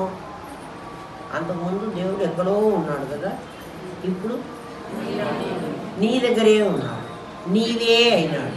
కాబట్టి తెలుసుకోవలసిన వాడు ఇక్కడ 2 గమనించండి. నేను కర్నూలులో ఉన్నాను, హైదరాబాద్ వెళ్ళాలి అనుకున్నాను. నేను వెళ్ళవలసిన చోటు, నేను ఒక చోట ఉన్న చోటు. ఇప్పుడు నేను తెలుసుకోవలసిన వాడు, తెలుసుకోవలసిన నేను, ఇప్పుడు ఇద్దరు ఒకళ్ళే అయినారా? తెలుసుకోవలసిన నేను, తెలుసుకోవలసిన వాడెవడు? బ్రహ్మము. ఆ ఇద్దరము ఒకటే అయినాం. ఆ మాట ఎవరు తెలుసుకున్నా అంటే మొట్టమొదటిసారి ఇంద్రుడు తెలుసుకున్నాడు. ఇంద్రుడు అంటే జీవుడు తెలుసుకున్నాడు. తమేవ విద్వాన్ అమృతైహ భవతి. నువ్వు వాణ్ణి గనక తెలుసుకుంటే, వాడే నేనని గనక తెలుసుకుంటే అమృత, ఇంకా నీకు చావు. అప్పటి వరకు నీకేముంది? చావు ఉంది. చావు ఎవరికి? చావు లేనిది ఎవరికి? చావు నీ విరాట్కి, చావు లేనిది నీకు. స్వరాట్కి చావు లేదు, విరాట్కి చావు ఉంది. తమేవ విద్వాన్ అమృతైహ భవతి. నువ్వు అమృతత్వాన్ని పొందుతావురా ఎప్పుడు? నువ్వు కనుక నేనే వాడని తెలుసుకుంటే. ఇప్పుడు నీకు గురువు ఏం చెప్పాడంటే తత్ త్వమసి అని చెప్పాడు. తత్ త్వమసి అంటే అప్పటి వరకు నీకు దేవుడు ఎక్కడున్నాడు? తత్, అక్కడ ఉన్నాడు. వాడు తత్ అంటే వాడు. ఇప్పుడు నువ్వేమైనావు? నువ్వు త్వం అయినావు, వాడు తత్ అయినాడు. గురువు చెప్పడం ఏమంటే ఆ తత్ అనేవాడు ఎవడో లేడురా, వాడు తుమసి, నువ్వే అయినావు అని. నేను ఎట్లా అయినాను అని నువ్వు యజ్ఞం చేయడం మొదలుపెట్టావు. ఇప్పుడు నువ్వు స్వరాటుగా నీకు తెలిసింది. ఈ స్వరాటే ఆ పరమాత్మ అని నీకు అర్థమైంది. తెలుసుకోవలసిన వాణ్ణి నేనే, తెలుసుకోవలసినది నన్నే. అర్థమైందా? తెలుసుకోవలసిన వాణ్ణి నేనే, తెలుసుకోవలసినది నన్నే. అప్పుడు తెలుసుకోవలసిన వాడు తెలుసుకునేవాడు ఇద్దరు కలిసి ఒకటైనారు. ఇది తెలుసుకున్న తర్వాత ఆ ఇంద్రుడు మనకి చెప్తున్నాడు, నా అన్య పంథ అయనాయ విద్యతే. ఒరే నువ్వు ఇంకో మార్గంలో వాడు చెప్పిన దారిలో కూడా ఇదే చెబుతున్నారండి. మేము అక్కడ పోయి కాసేపు వింటాం, ఇక్కడ కూడా ఇదే చెబుతున్నారు. బ్రహ్మకుమారి మతంలో కూడా ఇదే చెప్తున్నారు, యోగాలో కూడా ఇదే చెబుతున్నారు, ఇంకో చోట కూడా ఇదే చెబుతున్నారు, క్రైస్తవ మతంలో కూడా అదే చెబుతున్నారు. నేను తెలుసుకుంటా అంటే చాలా తప్పురా. ఏదైనా ఒకటే కదా అండి, అక్కడ కూడా తెలుసుకోవచ్చు కదా, ఇక్కడ కూడా అక్కడ తెలుసుకోవడానికి వీల్లేదురా. నా అన్య పంథ అయనాయ విద్యతే. ఇది తెలుసుకోవాలనుకుంటే ఇంకొక మార్గం లేదు అన్నా. నేను చెప్తున్న మార్గమే తెలుసుకో. ఇది నేను చెప్పట్లేదురా, శాస్త్రం చెప్తోంది, ఇది నేను రాయలేదు. మీరు చదువుకోండి, పురుష సూక్తం ఎక్కడైనా ఇదే చెబుతుంది. నా అన్య పంథ అయనాయ విద్యతే, ఇంకొక మార్గమే లేదు. వేదాహమేతం పురుషం మహాంతం ఆదిత్యవర్ణం తమసుపరస్తాత్ తమేవ విద్వాన్ అమృత ఇహ భవతి. నా అన్య పంథ అయనాయ విద్యతే. ఇది తప్ప నీకు ఇంకో మార్గం లేదు, అందుకని నువ్వు ఇదే తెలుసుకో. ఇప్పుడు స్థూణ నిఖనన న్యాయం. స్థూణ నిఖననం అంటే ఏమన్నావు? గుంజని పాత్యం. ఇప్పుడు పాతిన గుంజని ఇప్పుడు ఊపుతున్నాం. గుంజ పాత్యమా అందరికీ ఖచ్చితంగా తెలిసిందా? తెలుసుకోవలసిన వాడిని నేనే, తెలుసుకోవలసినది నన్నే. ఎందుకంటే లాటిన్లో ఈగో అనేటువంటి దానికి సంస్కృతంలో అహం, ఎన్విడియో అంటారు. ఎన్విడియో అంటే నీకు వీడియో అంటే చూడటం కదా, నీకు చూసేటంత వీడియోలో నువ్వు ఎలా అయితే స్పష్టంగా చూడగలవో అట్లా అహం వేద్మి, నేను తెలుసుకున్నాను అంటే నువ్వు అంత విజువల్గా చూడగలవు. ఎవరిని చూడగలవు? నన్ను నేను చూడగలను. ఆ నేను ఎట్లా ఉంటాను ఇప్పుడు మళ్ళీ చెప్తున్నాను. చూడండి కదా, మీకు అంతవరకు రూఢి అయింది కదా. తెలుసుకోవలసింది నన్నే, తెలుసుకోవలసిన వాణ్ణి నేనే. మీరు బాగానే చెప్పారు కానండి, నేను తెలుసుకోవాలి అన్నారు. నా దగ్గర స్వరాటు ఉంది అని మీరు అంటుంటే నేను స్వరాటు ఉందేమో అని అనుకుంటున్నాను. ఆ స్వరాటు నా దగ్గర ఉన్నవాడు ఎట్లా ఉంటాడో ఒక్కసారి చెప్పండి. స్వరాటు ఉన్నాడని సరే ఒప్పుకున్నాం మేము, కానీ మాకు అనుభవం కాలేదు కదా. వాడు ఎట్లా ఉంటాడు, ఆ స్వరాటు నిజంగా మా దగ్గర ఉన్నాడు అనుకోవడానికి మాకు ఏదైనా చూపెడతారా? 5 కోశాలు విప్పి చూపెట్టమంటే 5 కోశాలు పీకటానికి రావాలి. మీ 5 కోశాలు నేను పీకడం మొదలు పెట్టేశానంటే, అంటే ఈ బిందె చెంబులే మనకి అదేదో దీనిలాగా ఓపెన్ చేశానంటే చెంబు 5 కోశాలను ఇట్లా చీల్చేస్తే ఇక్కడ లోపల స్వరాటు కనపడతాను. ఇట్లా నేను కనుక పగలగొట్టానంటే ఓ అహం బ్రహ్మాస్మే ఓ దుడ్డు కర్ర పెట్టుకొని అందరికీ తలకాయ మీద ఒక దెబ్బ కొట్టానంటే ఇది విచ్చిపోతుంది. కానీ రేపటి నుంచి ఆనందధామానికి ఎవ్వరు రాదు. ఇట్లా పగలగొడుతున్నానని తెలిస్తే ఇంకొక అర్ధగంటలో ఆ పోలీసు వాళ్ళు వచ్చి ఏంటి అందరికీ బుర్రలు పగలగొడుతున్నావు అని నన్ను పట్టుకుపోతారు. అందుకని మీ బుర్రలు పగలగొట్టకుండా మీ దగ్గర ఉన్న స్వరాన్ని చూపెట్టాలి కదా. వాడు కనపడలేదు కదా ఇప్పటి వరకు మనకు. మరి చెప్తుంటే సరే ఉన్నాడు అంటున్నారు, వాడిని తెలుసుకోవాలన్నారు, శాస్త్రం చెప్పిందన్నారు. వాడెవడో నాకు తెలియలేదు. ఇప్పుడు వాడిని చూపిస్తారు, మీ దగ్గర ఉన్నవాడిని. ఇప్పుడు మీరు ఇంకా ప్రశ్న వేయడానికి వీలు ఉండదు, అట్లా మీకు కనపడతారు వాడు. చూడండి, వాడిని స్వరాట్ అన్నాను కదా. స్వరాట్ అంటే ఏమిటి? స్వయం ప్రకాశం ఉండేవాడు. వాడిని మీరు చూడాలి అంటే వాడే మీరు కాబట్టి మిమ్మల్ని మీరు చూడడానికి వీల్లేదు కదా. ఇక్కడ దీపం ఉంది అని నేను చెప్పాలంటే దీపం ఉంది అని నేను చెప్పక్కర్లే. ఆ దీపం తాలూకు ప్రకాశమే నేనున్నానని మీకు చెప్తుంది, అవునా కదా. అట్లా మీ దగ్గర కూడా స్వరాట్ ఉంటే వాడి తాలూకు ప్రకాశాన్ని మీకు నేను చూపిస్తాను. అప్పుడు మీరు వాడు నా దగ్గర ఉన్నారని ఒప్పుకుంటారు. మీరు ఎవరినో చూపిస్తారా?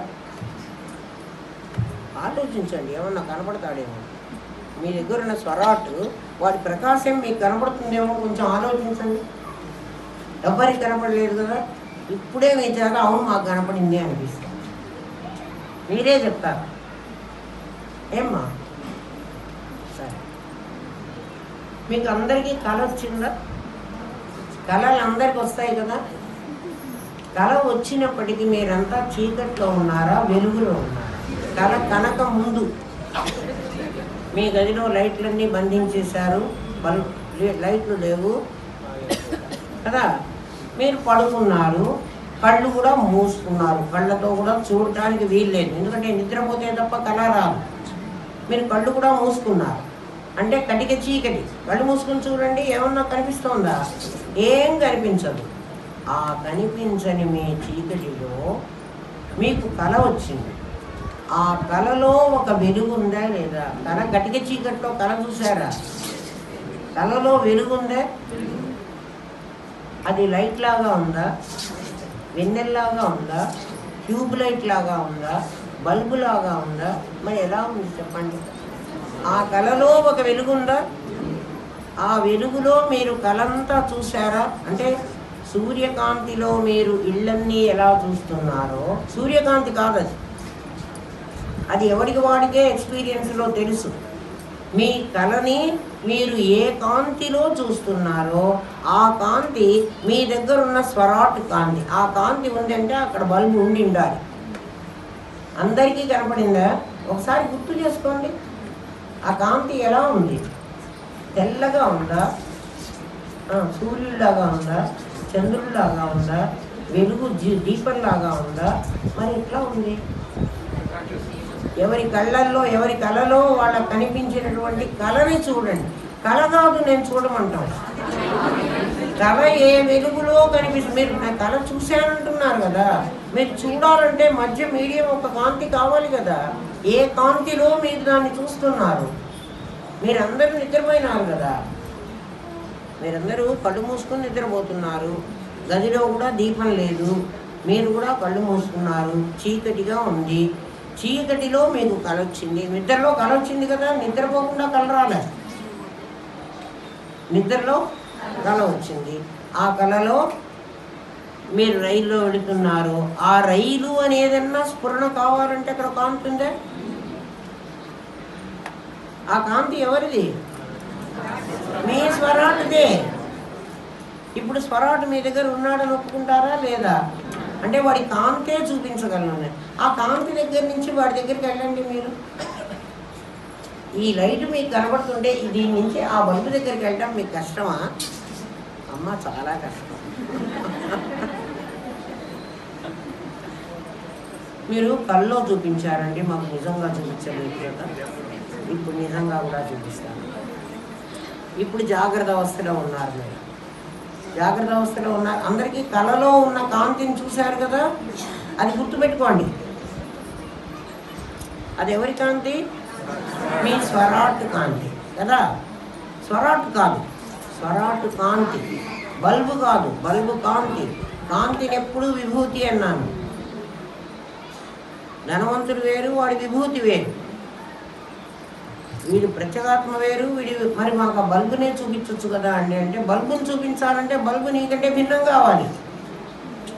నీకంటే వేరైన దాన్ని నీకు చూపించగలను. నువ్వే అయిన దాన్ని నిన్ను ఎలా చూపించేది? దాని విభూతి చూపించి.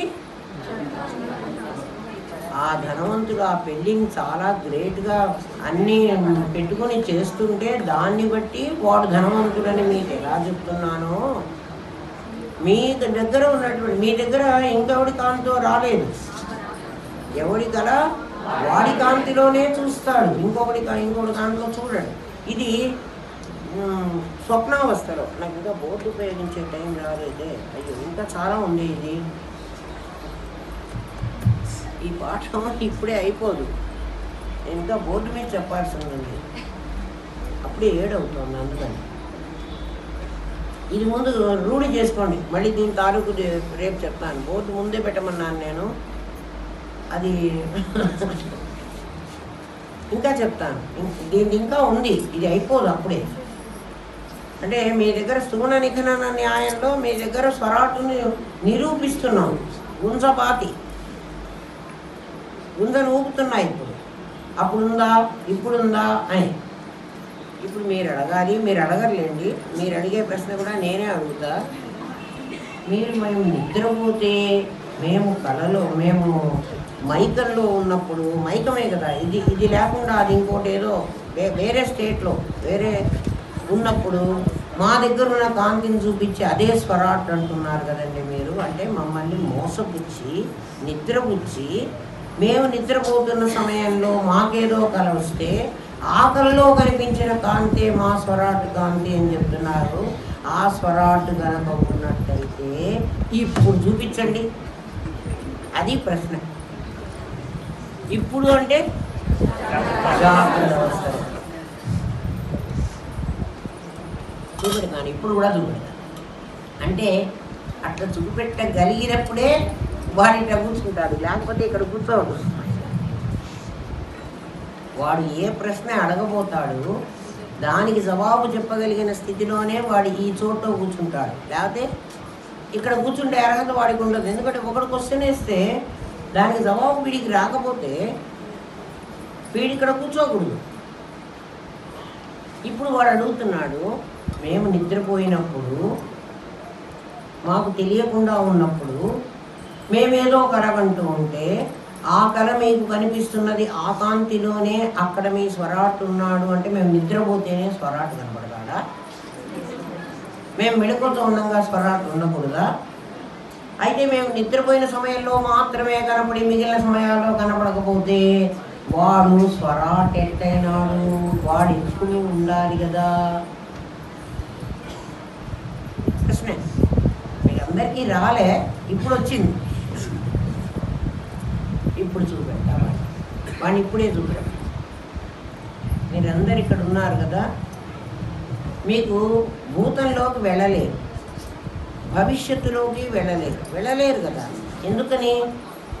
ఇది అడ్డం ఉంది. నువ్వు నిన్నట్లోకి వెళ్ళరా అంటే వీడు వెళ్ళగలడా? రేపటికి వెళ్ళరా అంటే వెళ్తాడా? వెళ్ళలేడు. ఎందుకంటే నా స్థూల దేహం నాకు అడ్డొస్తుంది. ఇది కాలానికి లోబడి ఉంది. నామరూపాలు ఎప్పుడూ కూడా దేశకాలాలకి లోబడి ఉంటాయి. నామరూపాలు ఎవరివైనా కూడా, నీవైనా నావైనా, నామరూపాలు దేశకాలాలకి లోబడాలి. ఎందుకంటే దేశకాలం జగత్తు, నామరూపాలు వ్యష్టి. అది సమిష్టి, ఇది వ్యష్టి. వీళ్ళిద్దరూ ఏమంటాం, వాళ్ళకి ఒకళ్ళకి సంబంధం, అవినాభావం అంటే అది. వాడికి వీటితో సంబంధం. వాడి దగ్గర నుంచే ఆ పంచభూతాల నుంచే వీడికి పంచీకృతం అయినాయి కదమ్మా. వాడి దగ్గర నుంచే వీడికి వచ్చింది. ఎట్లా వచ్చినాయి అంటే చంద్రమా మనసో జాత. చంద్రుడు నీకు మనస్సుగా వచ్చాట, సూర్యుడు నీకు బుద్ధిగా వచ్చాట. మనకు బుద్ధి ఎవరు అంటే ఆ సూర్యుడు వాడి అంశే, చంద్రుడు వాడి అంశే. ఏమ్మా పంచభూతాలు ఎట్లా వచ్చినాయో మీకే తెలుసు. పంచభూతాల్లోంచి ముక్కు వచ్చింది, పృథ్వీలో నుంచి ముక్కు వచ్చింది. మీకు చూపించా కదా ఒకసారి బోర్డు వేసి. జ్ఞానేంద్రియాలన్నీ 5 భూతాల్లోంచి వచ్చాయి, కర్మేంద్రియాలన్నీ 5 భూతాల్లో నుంచి వచ్చినాయి. అప్పుడే అంతఃకరణ చతుష్టయం దగ్గరకు వచ్చేటప్పటికి చంద్రుడు మనస్సునిచ్చాడు. చంద్రమా మనసో జాత చక్షు సూర్యో అజాయత. నీ కళ్ళు కావాలనేటప్పటికీ సూర్యుడు కాస్త నా కాంతిని నీ కళ్ళల్లో పెడుతున్నానన్నాడు. పంచభూతాత్మకమైన అపంచీకృతమైన పంచమహాభూతాల్లోంచి పంచీకృతమైంది మనవన్నీ, మన ఇంద్రియాలన్నీ అట్లా వచ్చినాయి. చక్షుషు స్వరాటుకు బుద్ధి, విరాటుకి సూర్యుడు, చంద్రుడు స్వరాటుకి మనస్సు, విరాట్కి చంద్రుడు. అట్లా అన్నమాట వీళ్ళిద్దరికి సంబంధం. మీరు ఇప్పుడు మిమ్మల్ని భూతంలోకి వెళ్ళండి, భవిష్యత్తులోకి వెళ్ళండి అంటే మీరు వెళ్ళలేరు. ఎందుకు అంటే ఈ స్థూల శరీరం, ఈ ఇంద్రియాలు, ఇవన్నీ విరాటు స్వరాటు ఇద్దరికి కూడా వచ్చినాయి. స్వరాటు తగిలించుకున్నాడు, విరాటుకు అక్కడే ఉన్నాడు. ఇది కుండ కదరా, శరీరం అంతా కుండ కదా. ఈ కుండకు కదా ఈ ఇంద్రియాలు వచ్చింది, మనస్సు వచ్చింది, బుద్ధి వచ్చింది, అవన్నీ. ఇవి కాక స్వరాటు ఉన్నాడు. అందుకని స్వరాటుకు ఒక్కడికి భూతంలోకి పోయే శక్తి ఉంది, భవిష్యత్తు వెళ్ళే శక్తి ఉంది. విరాటుకు లేదు, వాడిచ్చిన ఇంద్రియాలకు లేవు. ఇప్పుడు వ్యష్టి సమిష్టి మీకు అర్థమైంది కదా. సమిష్టి విరాట్ పురుషుడు, వ్యష్టి ఈ దేహం. ఇది దేహమే, అది దేహమే. ఈ స్వరాట్ అక్కడ లేడు, స్వరాటుగా అక్కడ లేడు. అందుకనే వాడికి తెలియటల్లా, వాడికి తను ఉన్నానని తెలియదు. ఇప్పుడు మిమ్మల్ని జాగ్రత్త అవస్థలో ఉన్నారు, మీరందరూ కూడా జాగ్రత్త అవస్థలో ఉన్నారు. మిమ్మల్ని మీరు రక్షించుకునే స్థితిలోనే ఉన్నారు, మీరు నిద్రపోలేదు. ఏమ్మా, ఇప్పుడు మిమ్మల్ని అందరినీ నేను భూతంలోకి పంపిస్తా, భూతకాలంలోకి పంపిస్తా. ఎట్లా పంపిస్తున్నారంటే, మిమ్మల్ని అంటే మీ శరీరాన్ని నేను పంపించను. శరీరాల లోపలికి వెళ్ళవు, భూతంలోకి వెళ్ళవు. ఎక్కడికి పంపించమంటారు అంటే మీ తాతగారి దగ్గరికి పంపిస్తాయి. నాన్న అయితే బతికే ఉంటాడు, తాత అయితే ఖచ్చితంగా చచ్చిపోయి ఉంటాడు. చిన్నపిల్లలకి ఎవరన్నా తాత ఉన్నాడేమో నాకు తెలీదు. పోనీ ఇప్పుడు మిమ్మల్ని మీ తాత దగ్గరికి పంపిద్దాం. ఒకసారి చూడండి. ఒక్కసారి అంటే తాతగారిని చూస్తేనే మీరు గుర్తుపట్టగలరు. తాతను చూడకపోతే ఇంకేం గుర్తుపడతారు? మీకు గుర్తుపట్టిన వాళ్ళు చచ్చిపోయిన వాళ్ళని, ఎవరినన్నా మీ వాళ్ళైన వాళ్ళని, అంటే మీరు చూసినటువంటి వాళ్ళని, మీకు పరిచయం ఉన్న వాళ్ళని. వాళ్ళు మరణించి ఉండాలి, ఎందుకంటే వాళ్ళు ఇప్పుడు భూతంలో ఉన్నారంటే ఇప్పుడు ఉండకూడదు కదా. మీ వాళ్ళని ఇప్పుడు మీరు చూడండి. మీకు ఇప్పుడు కనపడతారు వాళ్ళు. కనపడ్డారా? కనపడలేదా? ఎక్కడ కనపడ్డారు చెప్పండి. వాళ్ళు కనపడాలంటే వాళ్ళ బొమ్మ ఉందా? ఆ మనిషిలుగానే మీకు కనపడాలి. వాళ్ళ మనిషి చచ్చిపోయినారు, మీకే తెలుసు. మనిషిగా ఉన్నారా? ఆ మనిషి కనపడాలంటే ఒక కాంతి ఉండాలి కదా, ఒక వెలుగు లేకపోతే ఆ మనిషి కనపడదుగా. ఈ లైట్లో చూసారా? ఈ కళ్ళతో చూసారా?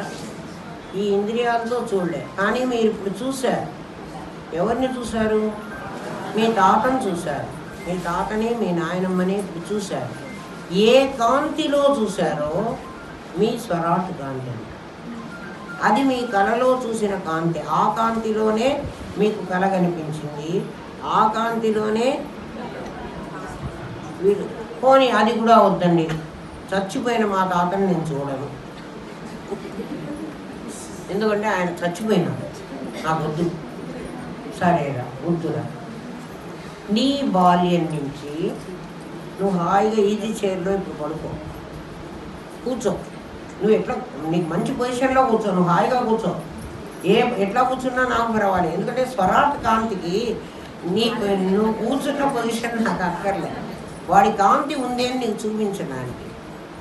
నీ బాల్యం నుంచి నువ్వు చిన్నప్పుడు జామ చెట్టు ఎక్కిన దగ్గర నుంచి, లేకపోతే నువ్వు కాలువలో ఈత కొట్టిన దగ్గర నుంచి, నువ్వు కింద పడిపోయిన దగ్గర నుంచి, మీ అమ్మ నిన్ను చావు కొట్టిన దగ్గర నుంచి, ఇవన్నీ ఒక్కసారి నువ్వు ఆ సినిమా రీల్ లాగా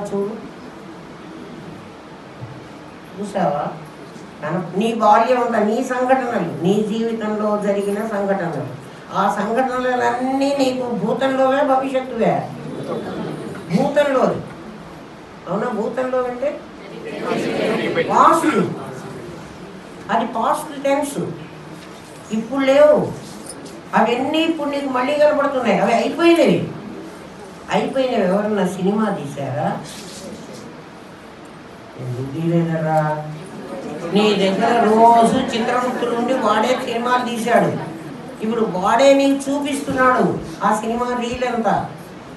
మనం ఏది జరుగుతున్నా సీసీ కెమెరాలు ఆన్ అయ్యే ఉంటాయి, అవన్నీ తీస్తాయి. అయితే కొన్ని ఫిల్ములు ఫేడ్ అయిపోతాయి, అంటే కొన్ని సంఘటనలు మనకే గుర్తుండవు, కొన్ని మనకి గుర్తుంటాయి. ఫిల్ములు ఫేడ్ అయినాయి, కొన్ని ఫిల్ములు ఉన్నాయి. ఆ ఉన్న ఫిల్ములు ఇప్పుడు నీకు కనపడుతున్నాయి. చిత్రగుప్తుడు నీ దగ్గర దాన్ని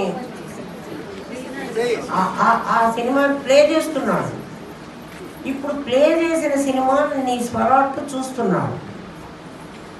అది తప్పు కావడానికి వీల్లేదు, ఎందుకంటే అక్కడ సినిమా రీలు తీసిన వాడు వాడే, ఇప్పుడు చూసేవాడు వాడే కదా. వాడి కాంతిలో వాడు ఆ సినిమా చూస్తున్నాడు. ఇప్పుడు మీకు మీ చిన్నప్పటి సంఘటనలన్నీ కనపడుతున్నాయా లేదా? అవి చీకట్లో కనపడుతున్నాయా, వెలుతురులో కనపడుతున్నాయా? వెలుతురు లేకపోతే అసలు కనపడవు. ఆ వెలుతురు ఈ కంటితో చూసారా, పోనీ ఆ లైట్లో చూసారా, లేక అక్కడే ఎవడన్నా ఒక లైట్ పెట్టాడా? ఏం పెట్టలే, మరి ఎట్లా కనపడింది మీకు? ఆ లైట్లోనే మీరు నిద్రపోయినప్పుడు కూడా చూశారు. అంటే స్వప్న స్థితిలో, జాగ్రత్త స్థితిలో ఆ లైట్ వెలుగుతూనే ఉంది. మరి సుషుప్తిలోనండి అక్కడ కూడా వెలుగుతోందా అండి? వెలుగుతోంది, అక్కడ కూడా ఆ లైట్ వెలుగుతోంది. మరి ఆ లైట్ నాకు కనపడలేదు కదండి. నీకు నిద్రలో, గాఢ నిద్రలో ఏముంది చెప్పండి? చీకటి ఉంది కదా, వెలుతురు లేదు. అంటే మీ వెలుతురును మీ స్వప్న స్థితి అనేటువంటిది కవర్ చేసింది. అందువల్ల మీరేమంటున్నారు, అక్కడ కూడా మీరున్నారు. మీరుండి నాకేం తెలియటం లేదు అన్నారు, నాకేం కనపడటం లేదు. ఇక్కడ తెలుస్తున్నది అన్న జ్ఞానం, అక్కడ తెలియటం లేదు అన్న జ్ఞానం ఒక జ్ఞానమే. నీకు జ్ఞానం లేకపోతే నాకు తెలియటం లేదని ఎలా చెప్తున్నావు? అందుకే తెలుసు తెలియదు అని గ్రహించే తెలివి ఒకటే. ఆ సాక్షి మాత్ర చిద్రూపుడ నీవే నేనని తెలిపిన గురువే సర్వస్వం. 45 సంవత్సరాల కిందట నేను చెప్పాను, అప్పటి నుంచి చెప్తూనే ఉన్నాను, కానీ అర్థం కావట్లేదు. ఈ మాట నేను ఇప్పుడు రాశానా? తెలుసు తెలియదు. ఇప్పుడు చూడండి, జాగ్రత్త అవస్థలో మీరు నాకు బాల్య స్థితి నేను చూస్తున్నాను, నాకు తెలుస్తోంది అంటున్నారు. ఇప్పుడు మీరు చూశారు కదా. సుషుప్తిలో నాకేమీ తెలియదు అంటున్నారు, నాకేం తెలియలేదు, అజ్ఞానం అంతా ఆవరించేసింది అంటున్నావు. ఆవరించిందని అన్నా నువ్వు అనుకోవాలి కదా, లేకపోతే నీకు ఎలా తెలుస్తుంది? కొంచెం కష్టమే, కానీ మీరు ఆలోచిస్తే మీకు తేలిగ్గా అర్థం అవుతుందన్నమాట. 1-4 సార్లు వినండి. కొంచెం కష్టమే, కష్టం కాదని చెప్పను. పరమాత్మే అన్నాడు కదా, సుసుఖం అన్నాడు, చాలా తేలిక అన్నాడు, కానీ చాలా కష్టం కూడా అన్నాడు. మరి కష్టమా తేలిక అంటే అర్థమైతే తేలిక, అర్థం కాదు అంతే. జాగ్రత్త అవస్థలో మీరు నాకు తెలుసు అని చూస్తున్నారు. తెలుసు అని చూడడం ఏమిటి అంటే, మీకు ఇష్టం వచ్చినంత మేర చూసి మీరు కట్ చేసుకుంటారు. ఇప్పుడు మీ బాల్యాన్ని చూశారు, మీ బాల్యం నుంచి మీకు జరిగిన సంఘటనలు చూశారు. ఏ సంఘటన చూడాలో అది చూసి ఇంకా చాలే అని ఆపేయగలుగుతుంది కదా, అట్లే చూస్తూ కూర్చుంటారా? స్వప్నంలో ఆపే స్థితి మీకు లేదు. కళ ఎట్లొస్తుందో, ఎట్లా పోతుందో అది మీకు తెలియదు. ఇది తెలుసు, అది తెలియదు. అంటే కంట్రోల్ లేదు. ఇంకా గాఢ సుషుప్తిలో నిద్రపోతున్నాం, బాగా నిద్రపోతుంటే అంత చీకటి ఉంది, కటిక చీకటి. కానీ కటిక చీకటి ఉందని తెలుసు. నిద్ర లేచిన తర్వాత ఏంరా నిద్రపోయినావు, నీకు ఏమనిపించింది ఆ నిద్రలో అంటే, అబ్బే నాకేం తెలియదు, నా శరీరం ఉందని కూడా నాకు తెలియదు. నీ శరీరం ఉంది కదా, మరి నీకెందుకు తెలియలేదు? నాకు తెలియదు అంటున్నావే. నీ స్వరాపు శక్తి ఏమిటి? తను ఉన్నానని తెలుసు వాడికి. తనకంటే భిన్నంగా ఇంకేదో ఉందని తెలుసు.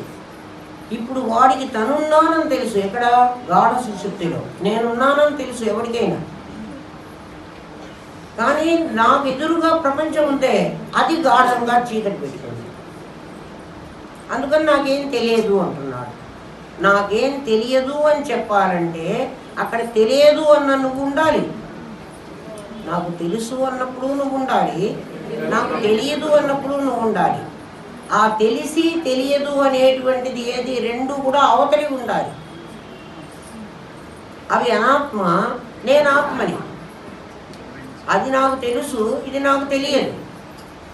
అట్లా జాగ్రత్త అవస్థలో అనాత్మ నాకు తెలుస్తోంది, స్వప్నంలో ఇంకొక అనాత్మ నాకు ఇదొక ప్రపంచం, అదొక ప్రపంచం అంతే. అది తెలుస్తోంది. గాఢ సుషుప్తిలో నాకేం తెలియటం లేదు. ఆ మూడవస్థల్లో నేనున్నాను. ఎవడు నేను లేనండు, నేను నిద్రపోయినానంటాడు. నిద్రపోతుంటే నువ్వు ఎలా చెప్పగలిగావు నేను నిద్రపోయినానని? అంటే స్వరాటు మెడిపోతూ ఉన్నాడు, ఇది నిద్రపోయింది.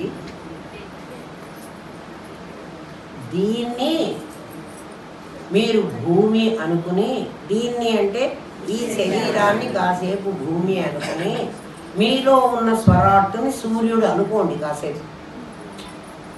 మీకు ఎగ్జాంపుల్ చెప్తున్నా నేను. నిజంగా సూర్యుడు అది కాదు, ఇది కాదు.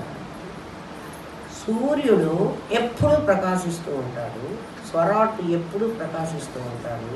భూమి ఒకసారి జాగ్రత్త అవస్థ, ఒకసారి స్వప్న అవస్థ, ఒకసారి సుషుప్తి అవస్థ, అవస్థలు మారుతూ ఉంటే ఇక్కడ జ్ఞానం ఎక్కువగాను, కనపర్తి రవి రాలేదా వాడు ఒకసారి అడిగాడు, ఇక్కడ జ్ఞానం ఎక్కువగాను, ఇక్కడ కొంచెం తక్కువగాను, ఇక్కడ మొత్తం తక్కువగాను, ఇట్లా మూడు అవస్థలు నా స్వరాసు చుట్టూ ఈ శరీరం అవస్థలు మార్చుకుంటోంది. అవస్థాత్రయ సాక్షిని నేను, అవస్థాత్రయం దాంది. అందుకని అది నేను కాదు. సూర్యుడు అంటున్నాడు, నేను సూర్యుడిని, నేను ఎప్పుడు ప్రకాశిస్తూనే ఉంటాను, నేను స్వరాట్టుని, నేను ఎప్పుడు ప్రకాశిస్తూనే ఉంటాను. కానీ ఆ భూమి ఉందే, ఒకప్పుడు ఇది తిరిగి నా ప్రకాశాన్ని ఈ మేరకే జ్ఞానం ఇచ్చేస్తోంది, అది జాగ్రత్త అవస్థ అంటోంది. ఒకప్పుడు సగం తిరిగి సంధ్యావస్థ అంటోంది, అంటే కొంత జ్ఞానం ఉంది, కొంత వెలుగుంది, కొంత చీకటి ఉంది. ఒకప్పుడు పూర్తిగా తిరిగి మొత్తం చీకటి పెట్టుకున్నాను, నేను నిద్రపోయినాను అంటోంది. ఆ మూడవస్థలు దానికి ఉన్నాయి. అవస్థాత్రయానికి సాక్షిగా నేను ఎప్పుడూ ఉంటున్నాను. ఆ నేను శాశ్వతమైన వాడిని. ఇప్పుడు స్టోన్ అనికినాను, గుంజ పాతితే ఇంకా గుంజ కదలదు. దేంతో బిగించాం దాన్ని? రాళ్ళేసి గట్టిగా కొట్టేసాం, ఊపి చూసినా ఊగదు. అది మీలో ఉన్నది. ఎవరిలో ఉంది? నీలో ఉంది. నాలో ఉందని నేను ఎట్లా రూఢిగా చెప్పగలను అంటే, నా తాలూకు విభూతిలో నేను గ్రహిస్తున్నాను. అయితే నాకు 4 అవస్థలు ఉన్నాయి కదండి, మీరు 3 అవస్థలే చెప్పారు. 3 అవస్థలలో ప్రశ్నలు అడగాలిరా. సాధన అంటే మేము సాధన చేసుకుంటూ ఇలాంటి ప్రశ్నలు వేసుకుంటాం, వాటికి రిప్లై వస్తుంది. జవాబు వచ్చిన తర్వాత దాన్ని మనసులో రూఢి చేసుకుని పుస్తకంలో రాసుకుని ఏదో అవస్థలు పడి దానికి మళ్ళీ సంబంధించినటువంటి శాస్త్రం ఎక్కడ ప్రమాణం చెప్తుందో అది వెతుక్కుని, అది లేకపోతే కరెక్ట్ కాదు, అది అవస్థ పడాలి. అట్లా చదువుకోవాలి. చదువు అప్పుడు యూనివర్సిటీ డిగ్రీ ఇస్తుంది, లేకపోతే ఏమి ఇయ్యదు. లేకపోతే 10th క్లాసే అంటుంది. నీ ముఖం నీకు 10th క్లాస్ అయిపో. 4వ అవస్థ సమాధి. సమాధిలో ఇప్పుడు జాగ్రత్త అవస్థలో దాని విభూతినే చూసావు నువ్వు, స్వప్నావస్థలో కూడా దాని విభూతిని చూసావు, సుషుప్తిలో కూడా అది కప్పేసినటువంటి చీకటి ఉన్నప్పుడు ఆ విభూతి నాకు ఉన్నదని చూసావు. 3 అవస్థల్లో నీకుంది. సమాధి ఏమిటి అంటే నువ్వు అదే అయిపోతావు. ఈ శరీరం ఉండదు, దీని అవస్థలు ఉండవు. ఏమా దాన్ని 4th స్టేజ్ తురీయ అవస్థ అంటారు. తురీయం. 4వ సింహం కనిపించదురా, 3 సింహాలే కనిపిస్తాయి. వాడు ఎవడో సినిమాలో డైలాగ్ రాశాడు, కనిపించని నాలుగవ సింహమే రాయి పులీస్ అంటాడు. పులీస్ కాదు, కనపడని నాలుగవ సింహమే రాయి స్వరాట్, వాడు సమాధి. ఎటు చూసినా మూడు కనిపిస్తాయి, నాలుగోది లేకపోతే మూడు కనిపించవు. ఇప్పుడు నీకు మూడు కనిపిస్తున్నాయి. జాగ్రత్త స్వప్న సుషుప్తి అనేటువంటి మూడు అవస్థలు దాటి అంటే ఇట్లా స్టెప్ బై స్టెప్ కాదు, రౌండ్ చుట్టిస్తున్నాడు. ఇప్పుడు అర్థమైందా? స్థూల నిఖనన న్యాయం, బాగా గుంజ పాఠ్యం. ఇక ఆ గుంజ కదలకూడదు. ఇక దాని మీద బిల్డింగ్ పెడతాం, ఒంటి స్తంభం మేడ మీద బిల్డింగ్ లేపుదాం. ఏమా? ఓం తత్సత్. స్వస్తి ప్రయాసం పరిపాలయంతాం న్యాయేన మార్గేణ మహిమహేష. గో బ్రాహ్మణేభ్యః శుభమస్తు నిత్యం. లోకాః సమస్తాః సుఖినో భవంతు. ఓం పూర్ణమదః పూర్ణమిదం పూర్ణాత్ పూర్ణముదచ్యతే పూర్ణస్య పూర్ణమాదాయ పూర్ణమేవావశిష్యతే. ఓం శాంతి శాంతి శాంతి. ఓం నమో బ్రహ్మాదిభ్యో బ్రహ్మ విద్యా సాంప్రదాయ కర్తృభ్యో వంశ ఋషిభ్యో గురుభ్యో నమో మహద్భ్యః. సర్వోపద్రవరహిత ప్రజ్ఞానఘనః ప్రత్యగర్భో బ్రహ్మైవాహమస్మి బ్రహ్మైవాహమస్మి బ్రహ్మైవాహమస్మి. ఇప్పుడు బ్రహ్మైవాహమస్మి అంటూ మీరు చక్కగా ఆ స్వరాట్ దగ్గరికి వెళ్ళి కూర్చోండి. ఇప్పుడే సమాధి వస్తుంది. సమాధి ఎక్కడో లేదు, ఎక్కడి నుంచో రాదు. గురువు ఇవ్వడు, వాడు ఇచ్చేది కాదు.